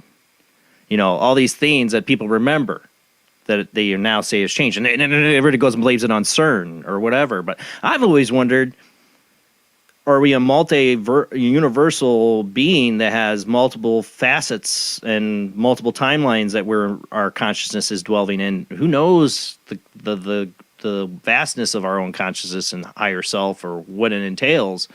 You know, are we slipping through different realities in a sense, because we are trying to get aligned with the path or life pattern we wanted to have? I know, deep thoughts. We certainly have various time frames within us, because if you have past lives, you virtually by definition have had you have psychological elements within you that have functioned in other time zones, time elements. If what you're saying is I'm having a past lives right now, they're all happening right now. Like I'm living as this person in another life right now. Well, that's true. That's right. True. That's where people are like, no, stop my head. No, but that's true. These other past lives can be happening right now too. You know, one of my favorite shows when I was a kid was Quantum Leap. I loved Sam Beckett jumping into the past and jumping into people and all that stuff.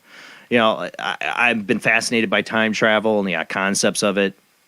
But in a spiritual level, it's trying to understand like the flow. I mean, and then on a scientific level too, you know, time's not a concurrent speed. It can be changed by your speed. It can be changed by the gravity. Like Interstellar, you know, they go on a planet and they're like the times they got to do their mission. I don't know if you've seen that movie. Every second they're spending there on this weird planet shouldn't exist due to gravitational pressure, but hey, it's movie. They're spending years on Earth, like years have gone by on Earth. You know, time is fluid. It is. It doesn't really exist as a duration exists. You know, duration, you know, happens, but absolute time doesn't exist anywhere except right here. And right here, it's kind of relative too, but it's a lot more relative, a lot more real here than anywhere else. I want to say thank you to, yes, you can do YouTube Super Chats. Thank you to Two Shadows for your $10 donation. Anybody wants to donate to the show, Super Chats is another way to do it. Thank you. But, you know, this concept of past lives, future lives, you know, we could be living, we're talking about the past, you know, we're living future lives too. I just... with the whole, like, we make choices and we end up, I have had guests on here who talk about changing your past, like, you know, visualizations or whatever they do, or that you can jump into a new timeline, or you can change your path. We're all starting to grasp this idea that reality is something much more than what we have understood, and time. You know, how do you take that and put that into a sense of development for yourself as a soul? Like, I want to I guess like to put yourself, I guess, more in the present, because that's what seems to be all the philosophical teachings are, to put yourself in the now. Yeah, well that's true. You don't want to dwell on you don't want to fear the future, and you don't want to rue the past. You want to, you know, you want to try to experience what you have. But realities are strange things, and what we don't really appreciate is how strange our reality is. For example, our space is a fabric. Space is something. It's a place to put things, really. But space does not exist in probably, I don't know where it ends, quite frankly, but I would be extremely surprised that if that space was in another galaxy. I'm not even sure space takes up all of our galaxy. So you've got these totally different realities, and there's literally millions of them. And what we're doing is we're experiencing a particular reality, because that's what our soul and our spirit above it chose to do. It thought that this was the type of experience that it wanted. So we're here and our lives are very short, compared to eternity and compared to what we're doing. So we're not really in these lives, even if you add up all our reincarnations, you add them all up together, they're very short. So you're trying to have these experiences, and that's why you plan out your life, because you don't want to just come down here and bump around and see what happens to you. You want to, the soul wants to experience certain things. And what it does is it gives us biases, and we come down here with a certain bias. A particular bias that everybody understands these days is conservative and liberal, right? Well, there you go. But you come down here, and if you're a conservative one lifetime, you'll probably be a liberal in the next one, or you were in the last one, because it doesn't make any difference. None of these ideas make a difference. It's just the experience. It's just trying to see the world, to see reality from different perspectives. And I think a lot of people get over to the other side and be like, God, I wasted a lot of time on a bunch of stupid political bullcrap. Well, yeah, that's probably true. But we come down here, and I just use politics as an example. But we have so many different things that we try to, we alternate through all the nationalities. We alternate through the races. We alternate through. Certainly, we go back and forth with the genders. We pick and choose these things, so we'll broaden our experiences, and that's what the soul is trying to do. And we're the vehicle for the soul to exist in this particular reality. The soul can't exist in this reality because it will see through it. And we have our outer senses, and it's our outer senses that allow us to experience this reality. And we have inner senses too, and our inner senses will see right through them and this reality. But it's so the information comes to us so in such a way that it really hides our other capabilities. And it's the unusual person, for example, that you can use telepathy, but people can, and that's what the mediums are using. And that's one of our inner senses. And there's a number of inner senses. So when you die, of course, you don't have eyes anymore, but you can see. You don't have a nose, but you can smell. You can still experience it, but you're not using your outer senses, our 5 outer senses. You're using your inner senses. So it's this reality. It seems so real to us, but it's because it's how it's presented to us. It's presented to us in a very specific way. I think of like Morpheus in the Matrix trying to explain to Neo, how the Matrix isn't the reality and how it keeps you blinded to what's going on. It's the woman in the red dress that walks by, the things that distract you, your senses and everything that, keep you from waking up. I don't think we live in a simulated Matrix like in the Matrix at all. No. But, you've heard the people come up, we live in a simulation, I'm a Trekkie, like I said. Remember the holodeck? They go on the holodeck. They can live out a whole other adventure there. I think humankind has tried to replicate it's almost like fractals. We try to re-experience what we are in a sense, like with video games. Like I explained to my kids, video games or even reading a book. Either way, we put ourselves into a character. We forget who we are for a little while and go on an adventure in a book or a video game. In a video game, if you give yourself cheat codes and you suddenly can be in God mode, nothing hurts you, nothing happens. Like you can literally just beat the game like that. And you're like, man, this game sucked. I should have used that cheat code. I explained that once to my kids about what I think reality is, because we have these limitations. This body is a filter in a sense to get us to learn under a certain set of rules or things that we have to we can't know the real truth, because then we won't be able to play the game. We'd be in God mode or cheat mode, and that would ruin the game, and we wouldn't learn anything. We wouldn't have the experience or the fun. We'd be at the end of the game already. I think that's exactly right. I look at this life as a business trip, where you lay out, you say, okay, I'm going to go somewhere, and this is what I'm going to try to accomplish. And so you lay that out, and then you go and you go on your business trip, and things change a little bit, and you have to adjust to it and deal with it. And then after you're done, you go back to back home, back to the office, and digest what happened, and then you set up a new set of guidelines and another business trip, and off you go again.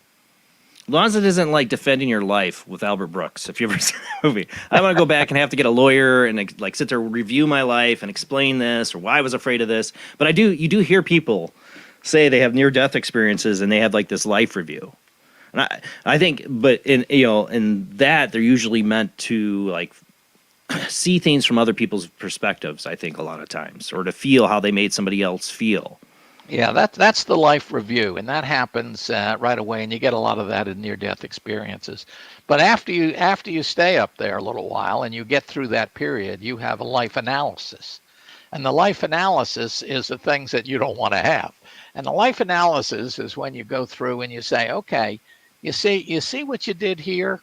That's what I'm talking about. It's gonna be like Defending Your Life. It's gonna be like Defending Your Life. I don't like that idea. Well, it's not. It's a learning tool. But what you do is you say, if you'd have done this, look what would have happened. And then you get to have that experience, and then you realize that you were responsible for everything that happened to you. You were responsible for the good things and the bad things, and it was nobody else. It wasn't fate. It wasn't somebody else, your boss or your spouse or your neighbor that was causing you all your problems. It was you. It was your decisions that gave you the life that you have. And it shows you that, and it teaches you to try to make better decisions. I mean, that's what life's all about, isn't it? To learn to make better decisions. That's what suffering is. You suffer, so that you can learn to make better decisions so you don't suffer. I mean, that's the world. It's my wife's parenting there. She's like, oh, just let them hurt themselves. They'll learn that way. Well, sadly, don't do it right. again. As long as they don't hurt themselves so bad so that permanently, yeah, it's a permanent. No, my wife would never let that happen, but she does make that comment. Let them do it. There's a certain truth in that, right? Truth in it. Pain is a great teacher, emotional or physical. Sadly. It is the greatest teacher. Well, that's the thing. It's like, but what is the answer to life? 42, or what are we trying to learn? What is it that, I mean, like, we're trying to grow through experience, but what are we growing to? You're growing to understand yourself. You're trying to understand yourself. The Tao is the only thing that exists. Universal consciousness, Tao, God, whatever you want to call it. That's the only thing that exists. So the only thing it can learn is about itself, and we are a piece of it. So what we're trying to do is learn about ourselves.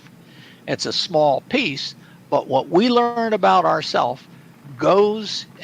contributes to all the knowledge that the Tao has of itself. It's evolution. It's trying to grow, and there is no end to it, because there's always more to learn. Always more. Well, that's why, as a kid, I never understood the concept of heaven and hell. Like, oh, you go to heaven and live for an eternity. And I'm like, and do what? Yeah, right. What do you do for eternity? Yeah. It's a long time to sit and, talk to somebody sitting next to you. Yeah. It doesn't work. It seems like you would get bored. It seems like you would get bored. That's why. That's probably the biggest hell you could get. If to go to heaven and sit there and never do anything forever. There's a Twilight episode that totally points that out, where the guy goes and he dies. I know I've talked about the show, but it's one of my favorite Twilight episodes, and I can't think of the name of it. But he dies. He ends up in this like casino, like he's a mafia kind of guy, and he's winning every game now. And he's got all the booze he wants, all the women he wants, anything he wants. They tell him you can have. He's like, I'm in heaven. And then 2 days later, I don't know how long, he's like, I win everything. I have everything. I don't know what to do. Like, and then they're like, you find out, oh yeah, you're in hell. Yeah. I think I saw that one a long time ago. Oh I yeah, haven't it's seen any classic. lately. Yeah. As ever since my childhood, I've been fascinated with the afterlife. Like all my favorite fiction stuff is like movies and shows that have done with the afterlife. I told you, like Defending Your Life, Beetlejuice, What Dreams May Come. Was the one I was just thinking of too. Oh, dang it! I had a thought to that. Damn it, and I lost it. But all these things that where I've had this interest is like, what do you do when you get there? Are you going to be? Eventually, somebody's going to be like, yeah, I'm going to do it again. This place is kind of boring. Like in South Park, they go up to the only people in heaven are Mormons. Yeah, it's like, what are you going to do with eternity? I think life purposely puts us back. I guess it comes down to do we have a choice about coming back? Because I hear people say all the time, like, this is it. This is my last life. I ain't coming back. Or is just the force of life. We are going to come back, like it or not. It's not the force of life. It's a commitment that we made. And we made a commitment to said, hey, this is what we want to experience. So we come here and we go through the physical world and we have a number of incarnations. And then we go to the astral world and we do some things when we're not here. Then we go off to the causal field, and then we go to the mental field, the messianic and the Budaic. So we do a rotation. We commit to do that. You could bail out if you really said, hey, I don't want to do this anymore. I'm out of here. And it wouldn't be your ego saying this. It would be your soul, and it would probably be your spirit, your higher part of you that would bail out. But it's a commitment. It's something that you have you've said, hey, this is what I want to do, and by golly, I'm going to do it. If you're not sure you want to do it, be an angel for a while and don't do it. But after you do it, you might come back. I mean, I'm on my 10th round. Most of the people I know have had 10 cycles. You probably have somewhere around that number. The most I've ever seen is 15. But after a while, and this is the cycles through, not each life. This is doing the physical and then the astral and causal, and doing the whole thing, going back to the Tao. But sooner or later, you're going to say, okay, I want to do something else. Maybe I want to go learn how to run a star, or maybe I want to go, there's so many things that we can do as we grow, and we can experience other realities. So there's many, many things that we can do. We choose to do them, but we make a commitment to do it. We say, hey, we're going to do this. And then so, you can sit here, when you're having a bad day, and you say, well, I picked this bad day. I mean, I live in Sanibel in Florida, and we got run over by Hurricane Ian, a year ago in September, last September. You chose that. It's your fault. That's exactly right. I'm sitting here, saying, well, this must have seemed like a good idea at the time, but it doesn't now. But we choose these things. So when you go into the astral plane, and you'll see things differently. When you're having a tough day, you'll say, what am I thinking? But and we all have tough days, but no, we made a commitment to do this, but it was our choice. We chose it, and we will choose the next life and the next life, and until we decide that we're done with this type of sentient soul, and we'll go get another soul and do something else somewhere else. See, I think we've lived lives on other planets even. I mean, I think it's a good possibility. Both my daughters started this particular cycle on another planet, and the other planet became inhospitable to a sentient being having the life that they want to have. So they just changed planets. It's a long time ago, but absolutely. A galaxy far, far away, a long time ago. Well, yeah, exactly. Some other, but it was probably within space, but not necessarily. I don't know what the other planets were like. Yeah, I mean, but as I'm saying, I mean, life, the galaxies, so many billions. Who knows how old everything is, or there is no time, and there was no Big Bang. There's no beginning, and it's always been. Either there way, was no Big Bang. I guarantee you that. Yeah, I think they're coming more and more to that conclusion. There's something not right It with that. doesn't hold water. The only reason No. that they keep it going because they don't have any other idea to put forward, unless they start talking about a spiritual world, and that really upsets a lot, mainstream science. But sooner or later they'll get there. Sooner or later they'll realize. Well, the quantum physics is getting there in a sense. It's pushing. Yeah. Big time. Yeah. For particles to exist in two places at the same time, for our consciousness to affect the outcome of an experiment, not the things they generally like to deal with because they can't quantify it, they can't measure it, and they can't. Well, they can a little bit when it comes to the slit experiment, but in a sense, I mean, they can't explain it. Right. They can't explain it until they change their paradigm, and they'll have to do that, and they will do it. They just, things come slow. But I mean, you look at science. I mean, how long has science been around? 300 years. Couple hundred years, yeah. And I'll tell you, when I was in high school, I did fairly well. I mean, science was my bag, so I did fairly well there. If they asked me the same questions and I gave them the same answers as I did back then and got good marks, I'd flunk right now, because science has changed so much, and science will continue to change. It's in its infancy, so it's just getting started, and people don't appreciate it because it's changed an awful lot, but it's just getting started. Well, you talk about ethics in the book. I want to get back to that a little bit. When you talk about science, is that it does need to get back into spiritual because it needs a little bit of that ethical thought to what it's doing before it builds AI supercomputers and God knows what. Well, I don't think there's any question about that. The trouble is if you buy into the Big Bang theory, it says that this life was an accident. And if this life was an accident, then that means there's probably no life after death. And all of a sudden, you could see where a young person might say, well, I need to get what I can get while getting's good, and that's how I'm going to live my life. I see a lot of that. I see a lot of that. I see a lot of that in young people. Yeah, and it used to be that that religion would beat you over the head, but religion has proved itself over time to be not the most ethical organization on the planet. So they've lost their sense of control. And then what we've done, for better or for worse, is we've now when I was a kid, my mother spent all her life raising her children. And now all of a sudden you got, if you want to have a nice house, most people need 2 incomes to do this stuff. Or 4. Yeah, maybe 4. And in this economy.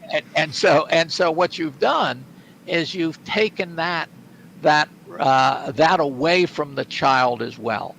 And the schools, when it comes to ethics, are useless. And my view is that what you need to do is what we need to do as a civilization is to start the kid when they're 2 and 3 years old. I think there ought to be an ethics course that is every bit as important as reading, writing, and arithmetic, that takes you right through a 12th grade. And then when you go into the specialists, the business worlds, the MBAs, the medical fields, the legal fields, for God's sake. No ethics going on there, man. No, none at all. And what happens is these normal good people are all of a sudden thrown into the business world, and they have no background when this ethical issue shows up, and it shows up all the time, and they don't know how to deal with it because they've never been taught. No moral turpitude at all. Yeah, exactly. So we need to do that, and we need to start early, and we need to do it often, and we need to slowly but surely train our younger generation to realize that, hey, wait a minute, these decisions that you're making do have consequences, and it's your beliefs that are causing your life and your issues. And that's why I think metaphysics is such an important subject. I And agree. and I talk about this in our eternal existence. And maybe you realize that, but and it's, if you realized what, how your thoughts and how your actions are impacting your life, not just other people's lives, it's impacting your life. You wouldn't do the things that you do. You wouldn't make the decisions. You wouldn't, you certainly wouldn't be a terrorist or a murderer or a criminal, because it all comes back to haunt you, you know? So, you would make very different decisions. You'd be a lot more worried about how you treat other people than how you think other people treat you. But I see it. I mean, I see it with young people. We live in a society now where we're blame this or blame that for your situation in life. No personal responsibility. Right. I had a young girl at my work tell me within her community that most of the young men are like, "Oh, you're a loser if you have a 9 to 5 job. You're a slave. The only way you're doing good is if you're grifting and you're stealing from others." Yeah. That was a horrible concept for me to hear from somebody, but that's truth of the situation, what she sees and lives with. I know. It's a sad situation we've got to, and we need to turn it around. And I think, the more people that get into and start really understanding what metaphysics is telling them, because metaphysics takes into religion, and it goes back to the heart of religion, but it it also considers your scientific and such, but it goes back to philosophy. Remember how 2,000 years ago, they would determine if things were true or not by how ethical they were. Yeah. And now, we've lost it completely, and we need to get back in. And I think the more people that understand this, and metaphysics is, in my view, the same thing as spiritual. They're synonymous as far as I'm concerned. And you look at Seth, what he told Jane Roberts 50 years ago was spiritual ignorance was the biggest problem on this planet. I agree. People didn't understand what the heck they were doing to themselves, and let alone others. It's like we're in this weird state now in society where we've gotten more people, or in the Western, I've seen more people, society get more aware of these metaphysical concepts and get more into it. There's more of a growing populace of people interested in this topic and developing themselves. And even COVID with lockdowns, that gave people time to stop, slow down, and have some introspection. And I think more people got interested in it. But at the same time, you have a growing body of people that are complete zombies. They just act and react to things. They don't think deeply about anything. And ethics, forget about it. It's like we're at this tumultuous time where we're either going to awaken and maybe have a spiritual movement, something real, or we're going to collapse under our own selfish greed. Yeah. Excuse me? They don't even have a real opinion because they're only repeating what they're being told to believe or repeat. Like I said, zombies. Yeah. Right. Yeah, and so they're not listening and researching on their They're just own. reacting. To hear other sides to things to form an opinion and have an idea. I know they're afraid of ideas, and they've been taught to be afraid of ideas, and it's kind of sad. But I think it's going to change. We certainly have free will, so we could destroy our planet if we chose to, and that's a possibility. But if it happens, then we just go and we pick another planet. We continue our evolution. It's not what anybody wants, but that's a possibility. But I think the planet is improving, and I think you wouldn't know it by what you see in the newspapers. I think our media is a total disaster. Oh, God, yes. And so, but I think there's a lot of good people, and I think more, you call them star children or whatever. Or star seeds and that. Yeah. More of these of the wiser people are being incarnated. I believe it was Michael who told me that there were no more infant souls being incarnated into the planet. If you hadn't already had, lives, you weren't going to be able to get in, because we need the population of the planet to age and become wiser and older, because the older we get, the more incarnations we do, the more the wiser we become, and the less foolish we are. What you look at is there's 5 different ages according to Michael on the planet, and it starts out infant, baby, young, mature, and old, and each one has 7 different levels in them. And so what you end up doing is you start at level 1 infant, and then you learn what you need to learn there, and then you become level 2 infant, and you just work your way through the whole thing. So the younger ones aren't coming in anymore. And I don't know where it stops, but that means that the population on the planet, and this is the planetary thing, is aging and getting older and wiser, and that will help us immensely as we go along. Well, birth rates are down. Like they would keep saying we're overpopulating, there's too many people, but statistically, birth rates are down. Yeah. Yeah. But it's not so much the birth rate. You're right about the birth rates, but it's who's incarnating into that birth. That's the key point. Yeah. Well, like I said, my 7-year-old, having that experience with him, and him, remembering it, that's something when he was 3 that, he chose us. So, there's things I think people are seeing as parents and all that with the children that there is some kind of more of awareness, but I fear because how much it gets quelched by society still, and its own way. The younger populations, and it will be us when we come back. So, it's one thing to say, well, it's somebody else's problem, but it isn't. It's because we're coming back, and it will be our problem when we come back. We need to, it's going to be a battle, for a while. It's not going to change overnight, but I think it'll slowly get better. If people did believe in reincarnation, like if they had more of an acceptance, it would change the world, I think, because people would understand, like you just said, I've heard it from the boomers. Damn boomers say, well, I'll be dead, I don't have to care about that. Yeah. I've heard it. Boomers I know and love. It's like, thanks a lot. Well, I have to care about it for me and my kids and your grandkids and their grandkids, like, seriously, we do need to worry about that or do something, change it. But if they understood, like, hey, you're coming back, you're going to have to live in this crap with us. You're not getting out of this, Right.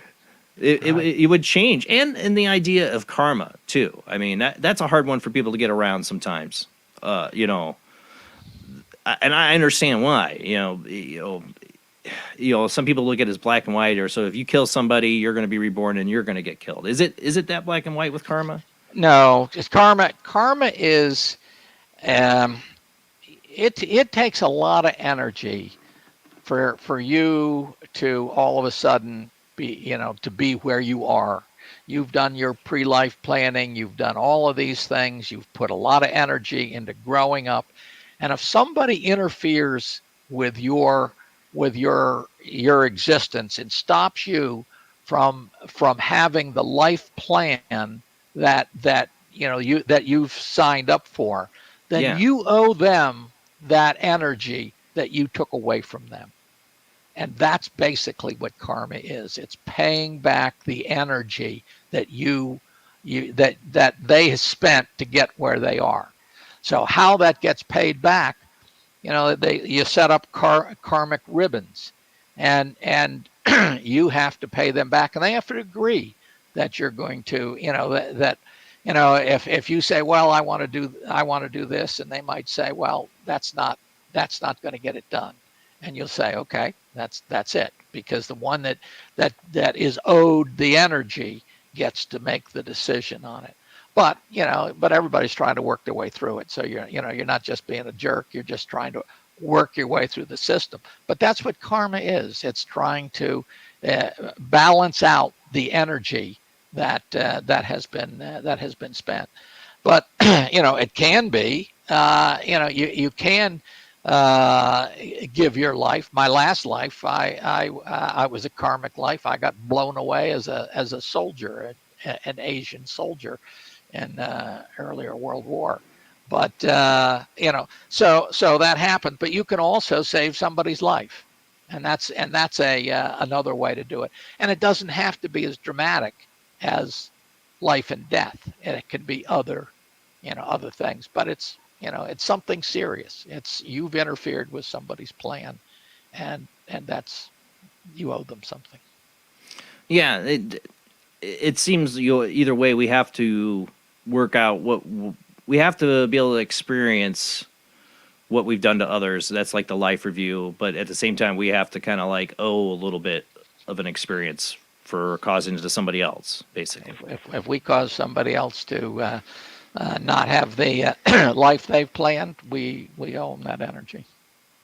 You wonder too. I mean, the big, people use Adolf Hitler for so many different examples because he was like the ultimate persona of what people picture as evil and genocide and all that. Like that kind of karma, like what pertains a soul to become to the point of, I mean, he wanted to be an artist, and somehow, his art sucked enough. He turned into a world dictator, What kind of, I mean, obviously he planned, his soul would have planned out his life or whatever. I don't think it would have planned him to be evil. Or would it?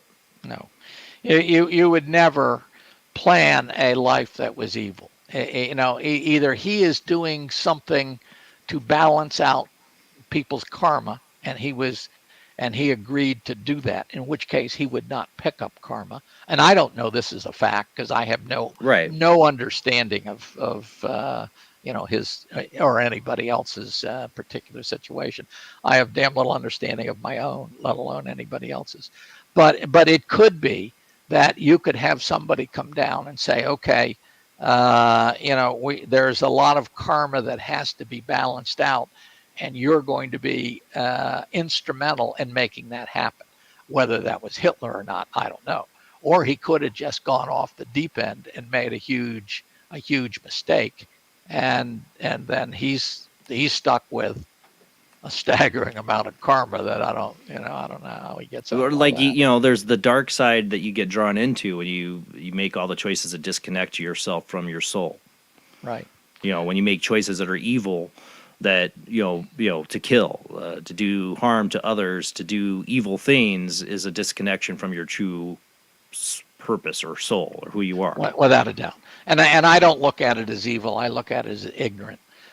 Evil means that you can't, you're fundamentally bad, and I don't think that's the case with any energy. Right. That's the concept we're getting at here too. Is that if you understand karma and past lives and this eternal existence, is that we've all been the executioner, the murderer, the victim at some point. We've all played different roles in a story, good and bad or whatever. That there really is no judgment. There is no judgment, and if you far exceed your your expectations in this life and have more experience than you planned, there's no attaboys, and if you fail terribly, there's no we screwed up. It's simply this is where you are when you die. It's this is where you are, and this is where we're going to plan from. This is where we're going forward. We're all in this together, and people that are making mistakes are learning for us. We learn from their mistakes too. So it's all, in the end, it's we're learning how to evolve. And matter of fact, we're an experiment, as there are a number of experimental communities. Our civilization has been allowed to have unbridled aggression, and there's a lot of cultures out there on other planets that their aggression is capped, and once they feel violent enough, all of a sudden it's capped.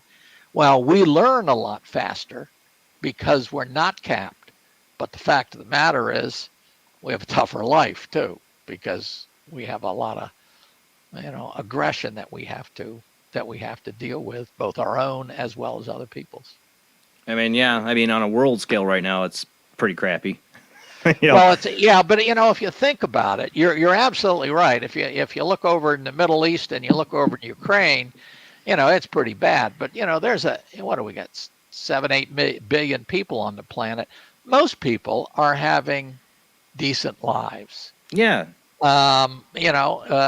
We don't see any of that, except if you want to look at your neighbors, they're generally fine people. The people that the people in your world.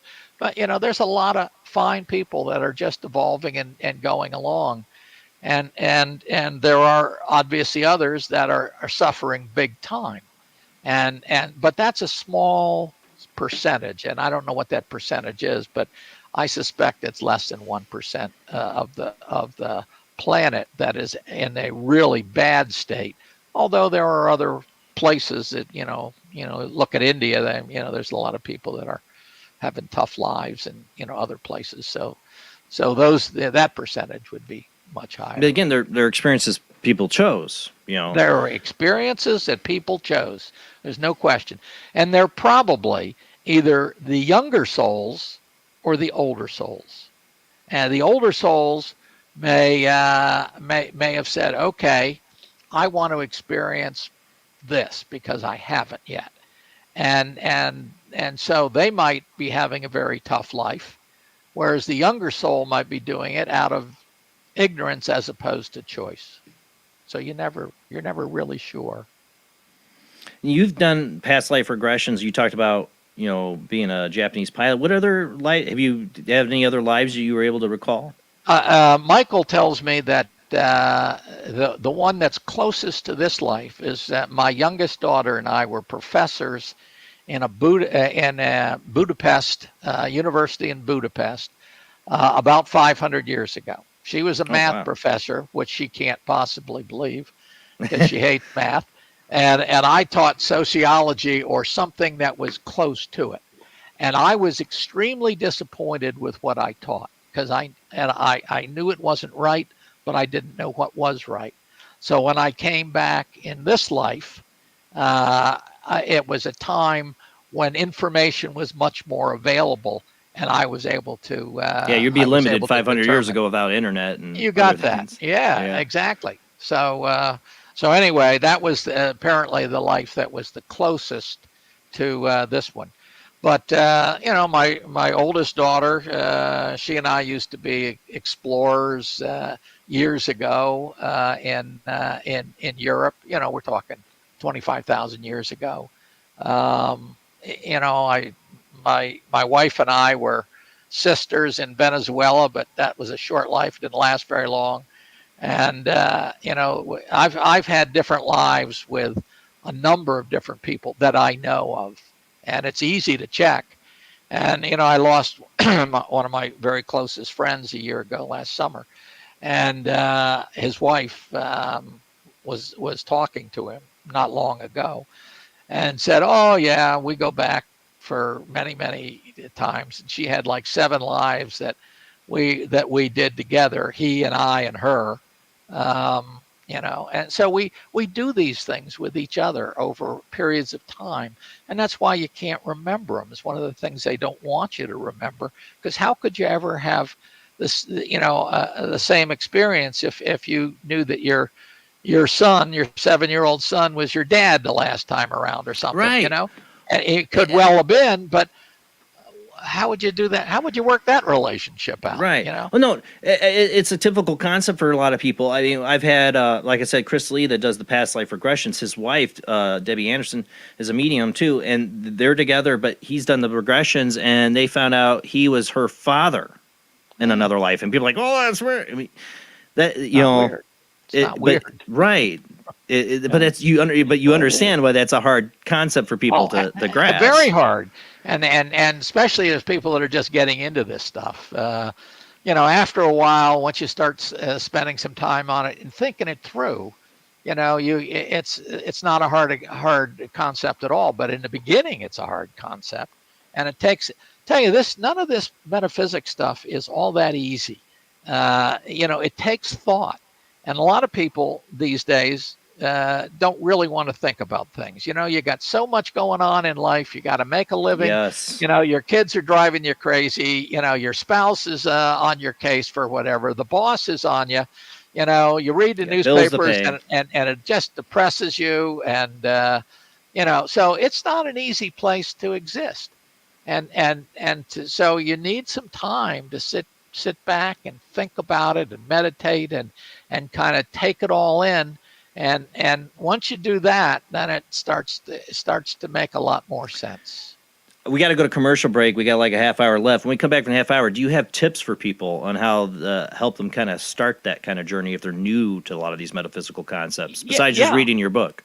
Yeah. We'll get into that. We're going to go to our last commercial break. And guys, I don't know what you're calling in tonight, man. Come on. Got a lot of you watching. Call in. Join the conversation. But you got to wait till after this commercial break because I have the phone lines down during the commercial break. So after the commercial break, call in. You got a half hour left to join this conversation with our guest, David Gaggin. His book is Our Eternal Existence, A Metaphysical Perspective of Reality. Deep thoughts tonight, guys. When we come back from the short commercial break.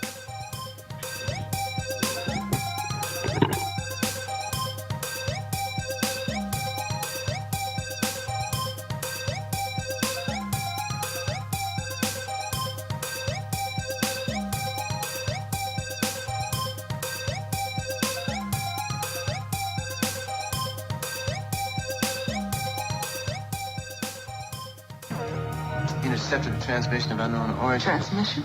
Out here? SOS. Human. Unknown.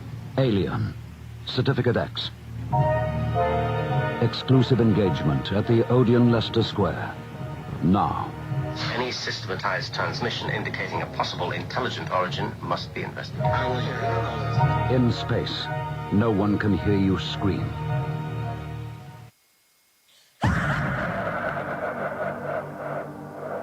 If you are interested in discovering the truth about the paranormal and want to hear from leading researchers in the field, join Justin Brown on his 3 weekly shows named My Paranormal Soapbox, Necromancer Live Show, and the Supernatural Symposium, live on Facebook, YouTube, and InterfaceDeath.net.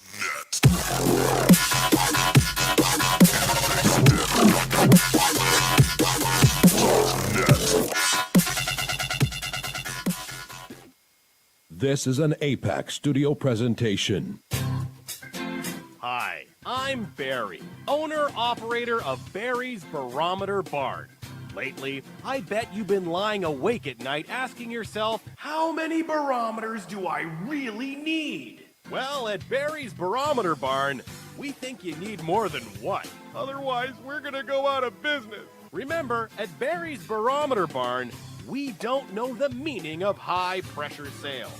Come on, folks, buy another barometer. I'm trying to put my kids through college, I've got a family to support, and a secret mistress who isn't cheap.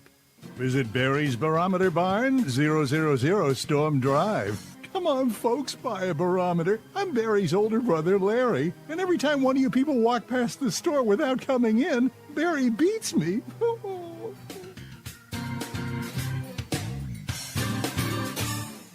This has been a presentation from Tim Morgan's APAC Studio. For more almost professional amateur comic studio content, visit the APAC YouTube channel. Search APAC 2002. That's APAC 2002 on YouTube. When Alex Gardner is asleep, he has an extraordinary gift. The government wants it, the scientists want it, but to keep it may cost him his life. It might be better if Alex didn't sleep at all, but he cannot resist entering the dreamscape. Can you? See Dreamscape in the West End and all over London now. Certificate 15. It takes an extraordinary adventurer to enter the dreamscape. Are you intrigued by Paranormal Talk Radio? You'll love the new Paranormal Radio app from Talkstream Live. You'll find a great selection of talk shows covering UFOs, ghosts, strange phenomena, and much more. Download the Paranormal Radio app now and start listening to the very best in paranormal talk entertainment, including the network you're listening to right now, the Paranormal Radio app, free in Google Play and the iOS App Store. Join us every Wednesday night at midnight Eastern Standard Time for Weird Wednesday, the live stream, with your hosts Jamie, the Living Dead Girl, and Rob, the Phantom, where we'll talk about all things paranormal, including zodiac, astrology, tarot card and oracle card readings, live ghost boxing and spirit communication, where we'll do Voices from Beyond, the Cold Case Files. So we hope you join us live on Facebook and YouTube every Wednesday night at midnight Eastern Standard Time. We hope to see you there. Bye-bye.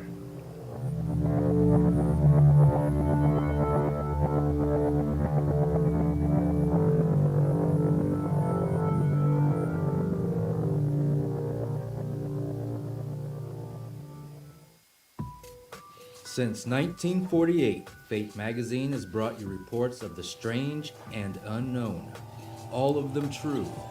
Fate Radio is carrying on that tradition, bringing you the unusual, macabre, strange, and bizarre. Join host Kat Hobson Sunday nights from 8 to 10 p.m. Eastern on WBHM Digital Broadcasting.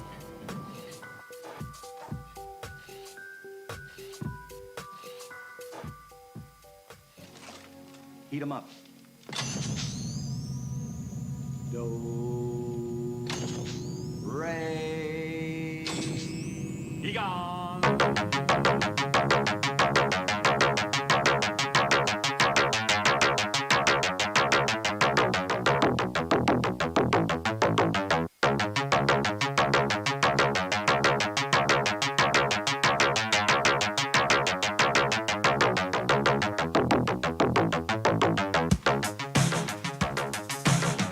You're listening to Paranormal Soup, bringing you the weird every Sunday night. Call into the show and join the discussion. The call-in lines are 219-230-4444 or 260-225-9419 or by Skype caller ID OOJBland00 or JBland Paranormal Soup. And now to your host, Jason Bland. Tonight's guest has been David Gaggin. He is the author of Our Eternal Existence, a Metaphysical Perspective of Reality. And yes, deep thoughts about the nature of our lives, past lives, future lives. You know, what is the human soul? What is ego? What is consciousness? All deep thoughts tonight. Yes, very spiritual, religious. I saw somebody comment, like, it's getting very much like a religious talk. It's spiritual. This is what we're getting into. This is what we talk about in different ways, different guests every Sunday night. And if you want to help the show, don't forget, we are Patreon. You can look it up under Jason Bland or Paranormal Soup or find the link in the show description if you're on YouTube, Facebook, or Twitch. And $2 a month, $5 a month, $10 a month, which I just had. Rob, thank you, became a super fan of the show. Gets you exclusive access to me through chat room. But even if you're just a $1 member, there's a chat room for that during the live show. Where I can talk to you. You can ask a question of our guest. Or there's super chat, $10 a month, or $10 a month, $10 donation, $5 donation, anything like that helps pay the bills. Thank you to people who do donate. It does help put the show out there for everyone. We got a lot to get to, only a half hour left, so let's go ahead and get back to our guest.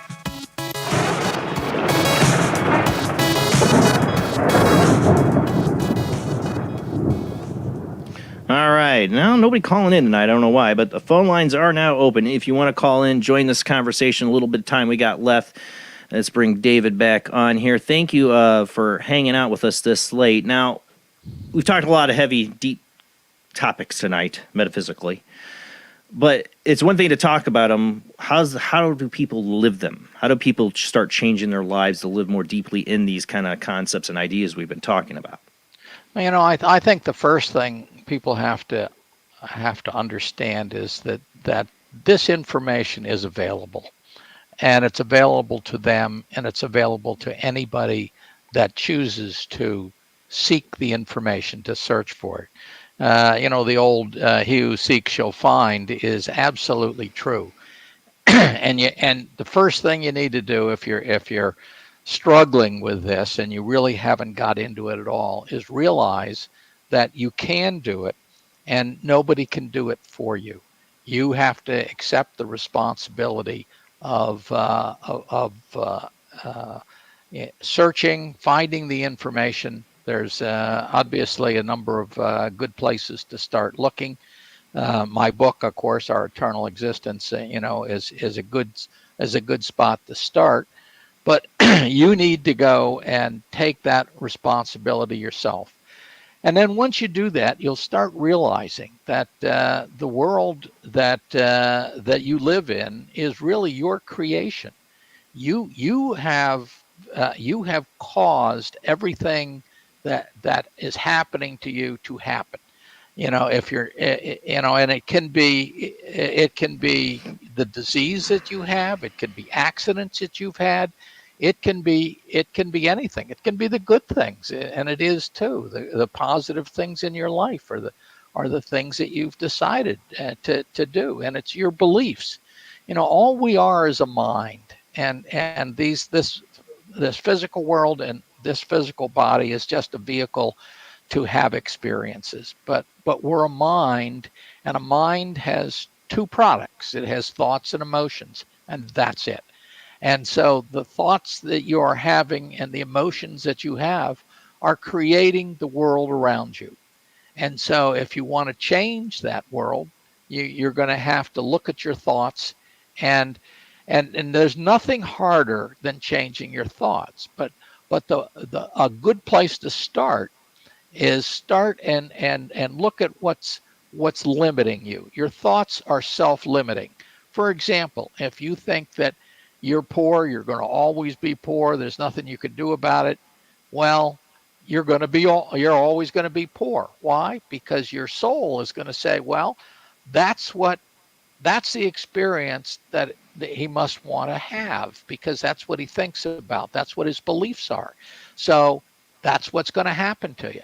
If you sit around and you say, okay, my parents got cancer, and I'm sure I'm going to get cancer. And then what do? You read about everything that comes on, on the news about cancer, and you watch television. And they said, well, if you sneezed last night, you probably have cancer.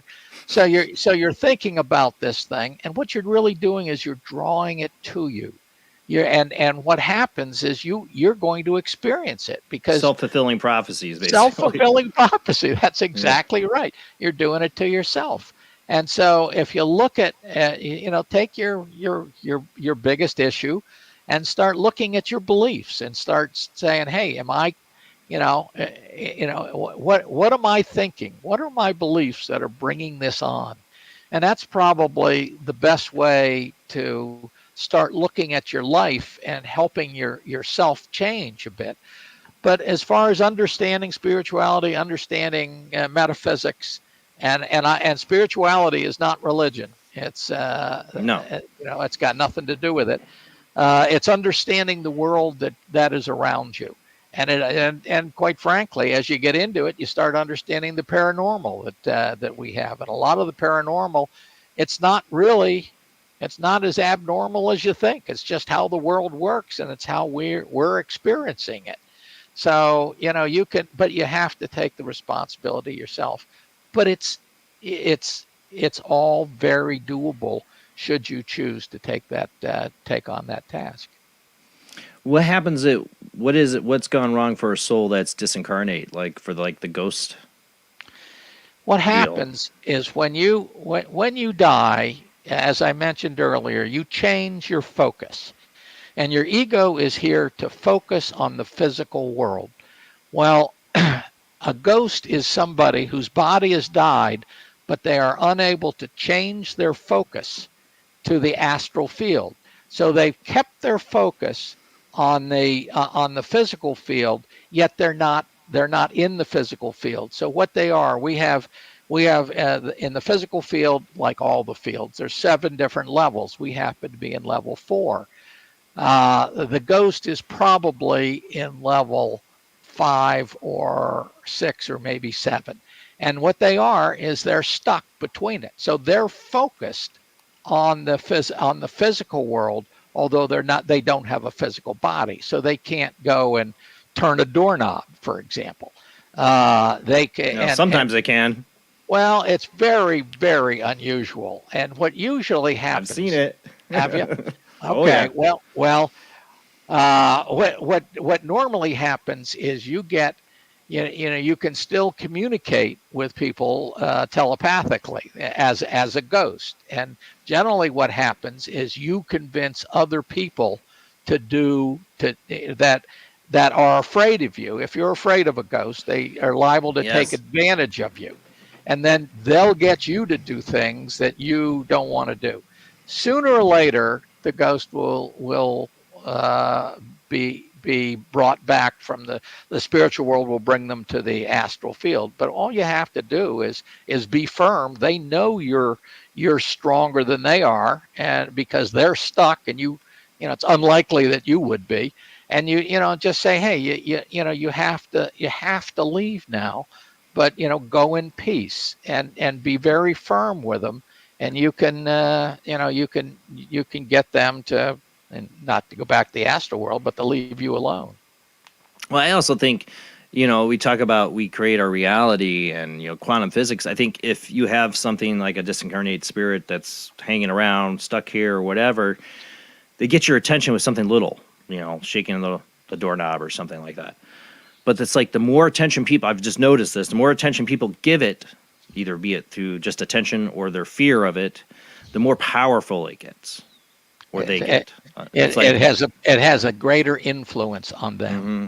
The fear, they will recognize the fear, and if they're a certain kind of spirit, and they're so prone to do that, because they would have been prone to do that in the when they were in the physical life, then they're liable to do that. No question. But it says something about our reality. If whatever we are, eternal, to manifest here or to manipulate things or to do things here after we passed on, it's like we have to get the others that are here physically to consciously recognize us in a sense, or give us that power. It's like, does a tree fall in the forest if nobody's there to see it? Kind of, or make a sound in the forest if it falls. It's that kind of idea is like our perception of the reality. If we perceive them as gone and dead, they're gone and dead. But if there's a part of us that thinks, no, they are still here, that gives them more of an ability to affect the area. If they're still here. Yeah. If they're still here. If they've actually gone, they and they're in the astral plane, they won't have any effect on you. I think, the worst as an investigator I would get is the child's voices. That's the one that bothers me the most, if a child is stuck, on the other side, because I've had them. I've had the sounds of voices. To me, I've said this before, it feels like there's maybe an imperfection in the system or something, like if like something's gone wrong, if there's a child spirit stuck somewhere in the system, or is that just karma, or is that just some part of the experience to be a ghost child? I would not think it was karma, but a child, what we think of as a child is a fully developed spirit. I mean, right. that has had another life, and it's just working its way up in. But these aren't, they're a child physically, but they're not a child spiritually. Well, when I was a small child, I used to talk to this. I'd tell my mom. She was like, "Who are you talking to?" I'd be like, "The little girl." And I remember talking to a little girl, and I know people have heard the story, but my mom went to this medium, and she told my mom, she goes, "Oh, that little girl your son talks to is your daughter you miscarried." I saw her as a little girl, dark hair, wearing a white dress. I remember. But she was never born.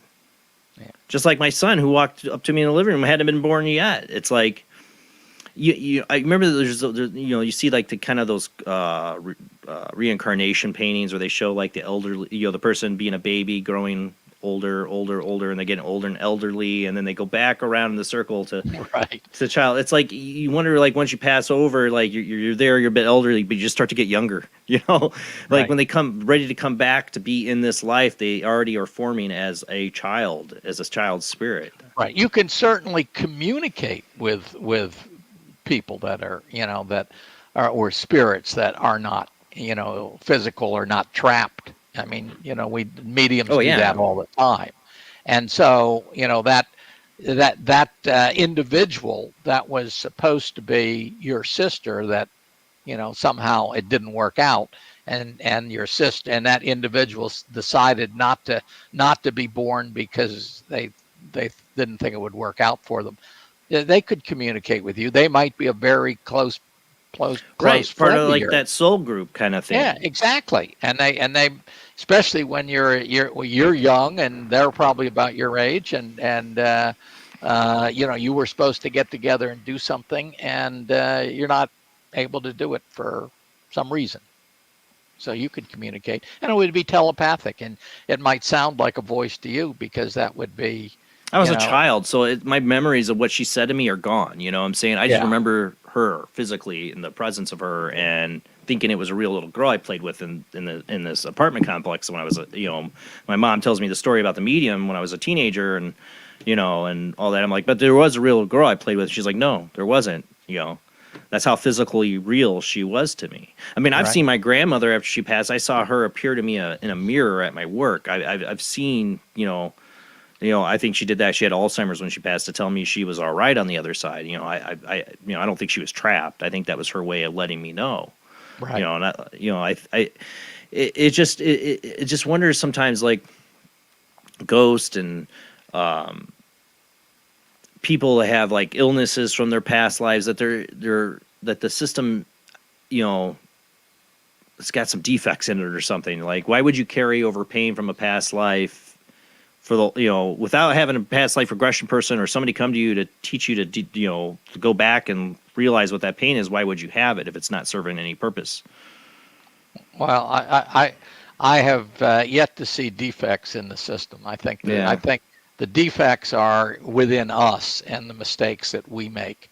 But I think the system works as the system works, and but I mean mediums. They can see other people, and you have these capabilities, these inner senses that you could see somebody else if you were able to use those inner senses, and probably a child is more capable of using those inner senses than an adult, because you get so used to the physical world and all of the the outer senses coming in that the other ones probably get dull for most people. I think children have a better chance of seeing stuff. Think about being born, and if you were in this place, you suddenly now have skin, flesh, senses, and smell, and all this other stuff, and your lights, and after being in a womb for 9 months, you come out, and like whatever memories you had of your past life are wiped out from the total sensory bombardment you get when you come out of the womb. That's exactly right. Yeah. Yeah. But there are claims of people who say they remember their past lives always from the, I think there are sometimes some rare exceptions of people. used to remember hers. Oh man, God, I want to interview her so bad. I had somebody on that was that's friends with her and runs her website. I'm like, please, I'd love to have Shirley MacLaine on. She's so fascinating. Like, I mean, into the UFO topics and the spirituality. God, I'd love to talk to her. But that's the thing. She's just an example of more people that are open to these ideas, and I do see, like I said, a light at the end of the tunnel. There are more people like you and me and Jamie and the people that watch the show that are interested in these topics. And hopefully there will be more people buying your book or other books like it and opening themselves up to these concepts. I think it could change the world if people just a fraction of these concepts were more open to. Yeah, yeah. I think people are getting more and more open. They're looking for opportunities. I was talking to the Rotary Club the other day, about a week ago, and I asked. There were about 60 people in the room, and I asked how many people knew what metaphysics were, and I think there was 3 hands that went up. And but at the end, I would say 80% of them. Probably said, hey, this is too strange for me. But 20% said, yeah, I think I'll read your book. I'll, because they're open. They're looking for things and they don't really know where to look. Yeah. And probably 20 years ago, you'd had a lot less of a percentage. I think you're right. I think you're right. I think it's slowly evolving. People are beginning to change. It takes a while. It takes a while for civilization to change. We look at it and we see a snapshot in time. And I honestly, I'm one of those people who believe in past advanced civilizations have been here before, and ancient aliens and all that stuff. Oh, Like I I feel agree like with all we've that. done all this stuff before. We've destroyed ourselves before. Probably on another planet too. Yeah, exactly. No, I think you're absolutely right. I think that's just a normal way of things are going. I think UFOs are very real. You know, I have a little different view than you on them. I think ETs are scared to death of us. No, I would believe that. I totally believe that. I think we're quarantined here. Yeah, I think they say, geez, you know, this is a uncapped aggression in this group, Yeah. and I'm not sure I want to hang around just with them. go to go on Netflix, Aliens, or YouTube, or find like a bunch of our movies in history about how we treat aliens. Yeah, you wouldn't want to come here either. No, you know. So then I think they study us. They're keeping an eye on us. They're fascinated by us. But I think they're probably, for all I know, they're the ones telling the government to, hey, keep it quiet, please, because we don't really want to get involved with you guys yet. We'd like you to get involved a little bit more evolution. I've had contactees, abductees on here, and it seems when you get into this realm of aliens and people have experience, in contact with them, that there's a whole spiritual level to it too. Right. That they are involved in our afterlife, or at least some form of aliens are, or interdimensional aliens. That there is something like that. That they have an interest in not just our physical realm here, but they're part of our afterlife realm too. And there's no reason that the next time around that you did a circle, you wouldn't be an ET. And maybe you'd say, okay, I think I'll... Or I was an ET before. I've always felt I was an alien. Well, you may... World's never made sense to me. May well be the case, I mean, we all move around. We try different things. I'm always going, damn humans. Yeah. Who thought up this idea of humans? Right? Who thought this was a good idea? But, I always, wonder, the extent, past lives, future lives, what we're doing here, our purpose and all that, is that the ET, like I call the show Paranormal Soup, because I believe all these things are connected. The ET element to it, I think, has some connection to what we're going on with our souls in this whole process. I mean, if you're an alien race and you're super advanced, like Q status from Star Trek, you might be helping on some level people to spiritually evolve. And you hear this from contactees and abductees, that they're trying to help us spiritually evolve. I'd be very surprised if they weren't. You figure if by the time they got here and had the technology to get here, they must have, they certainly didn't destroy themselves, so they must have advanced far more than we did. And they're trying to help us do the same thing.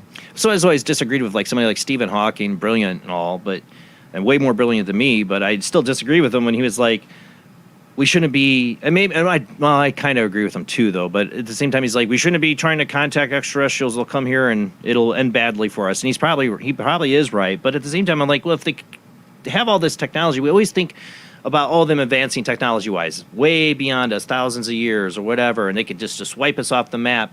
But we forget that to evolve that far without destroying themselves as a civilization like we might, they've had to have spiritually evolved. Exactly. Like in Star Trek, they have the Prime Directive.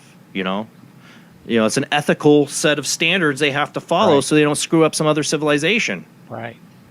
I think that's absolutely true, and I think we will not be allowed to do space travel and interface with less developed cultures until we've spiritually evolved to a level where we can do it responsibly. And I think that's they don't have to worry about that. Us contacting any us doing the Star Trek thing for a long time. I don't think exactly. We're having, I don't think so either. I have my doubts about our mission to Mars. Even like if that's really going to happen. Of course, there's people say we're already there and have secret bases there, but we have so many things standing in our way technology-wise that we're still burning fossil fuels here. You know what I'm saying? Right. The only way we would do it is to grow spiritually to the point where one of the ETs would give us the technology to do it. I see they can't Prime Directive. Well, I think you're right. No, I'm agreeing with you. I Yeah. think that's the only way it could. It's like in it could Star Trek. happen. They had to like hit warp drive before the Vulcans would land here and officially say, "Hey, live Yeah. long and prosper." You know, Right. they wouldn't touch us. You know, because they knew of us, but they weren't going to visit until they saw, oh, they got warp drive. The humans are going out into space. We better stop over there and make sure that, you know, this gets handled or under control. You know. Right. I mean, it could come to that point, but like I said, I think for us to get to that point, they talk about type 0 civilization, type 1. You know, to get to type 1, they always talk about technology, but to get there, you have to spiritually get there. Without destroying yourselves, because Without that's a always doubt. the possibility, is that we're going to end up destroying ourselves. Yeah. You know. Spiritual ignorance is what's keeping us back.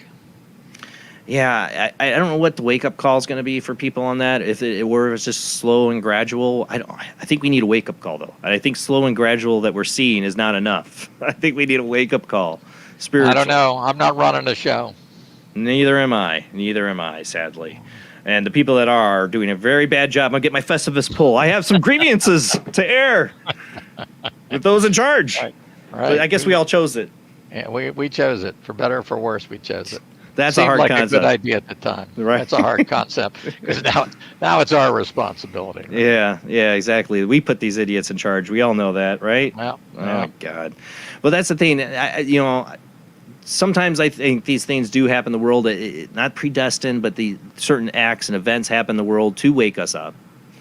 I just hope it doesn't have to be something so severe like in Star Trek where they have to have a World War III before they become like a utopian society that ventures out into space. Like, do we have to do that to get there? Really? Can't we just figure it out without killing a bunch of people and wiping out, almost taking us to the brink of extinction? Let's not do that. Let's hope. You know, but more people. I think I see it more in the media, not our mainstream media, but I should say the more in the open, free internet that we have. They have shows like this and books like yours.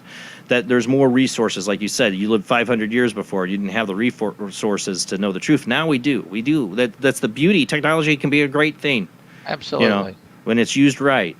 And people are having more and more access to these kind of historic knowledge that, people didn't have even 50 years ago.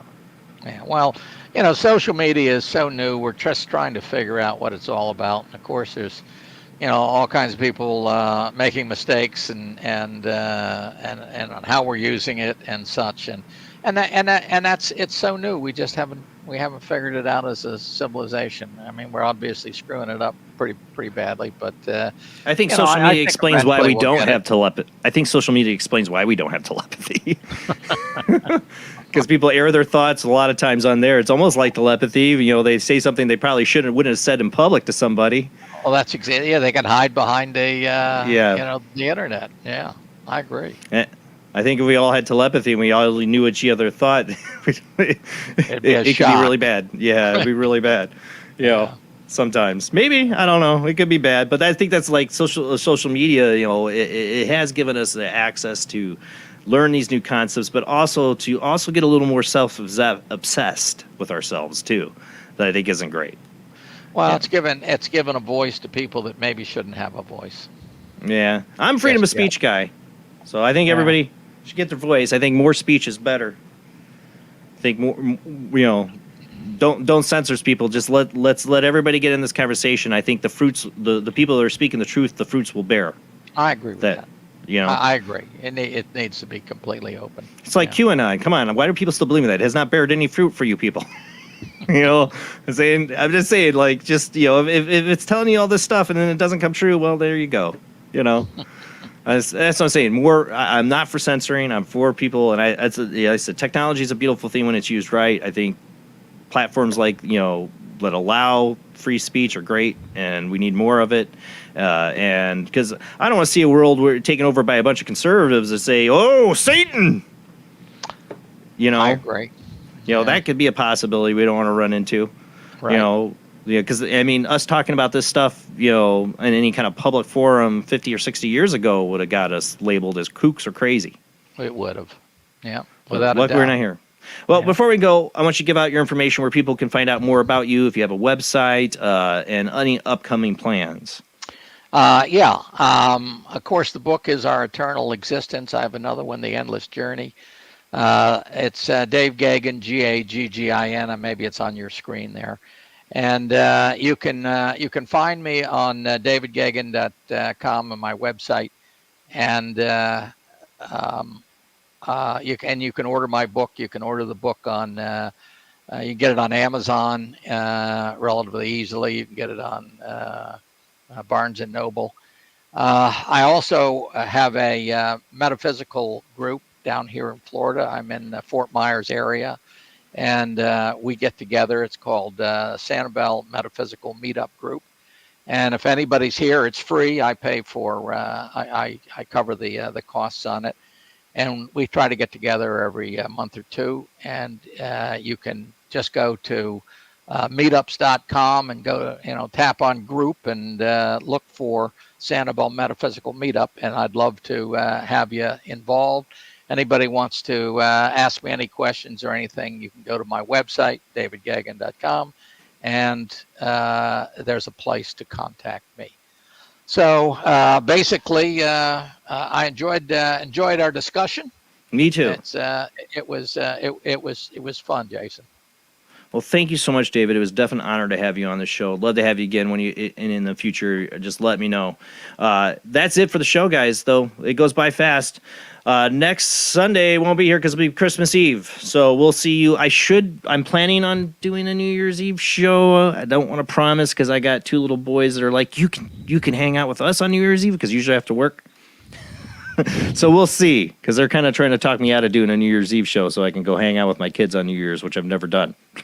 So we'll see. I'm still deciding. So I'll let you guys know. Go to our Facebook page. You can find out there. And I'll post on the YouTube channel, too, if we're going to do a New Year's Eve show. Otherwise, thank you, everybody. Thank you, David. Thank you, Jamie. Thank you, everybody who shares out the show. Keep watching every Sunday night. Well, that's the wrong outro music. What am I doing wrong? That's the outro music. Thank you, everybody. Keep sharing out the show. Keep telling your friends. Paranormal Soup, Paranormal happens live every Sunday night. Thank you to all of our patrons. You do help support the show. And thank you to anybody who donates on Super Chat tonight. Thank you to, I missed the name. I should have pinned it there. Where was it? Two Shadows. Thank you for your $10 donation on Super Chat. It does help pay the bills. Thanks, everyone. All right. I'll either see you in a week or so or in a couple weeks. We'll be back at some point. I'll let you know if we got a New Year's show. Have a great night. See you maybe next year or before next year. All right. Have a great night, guys.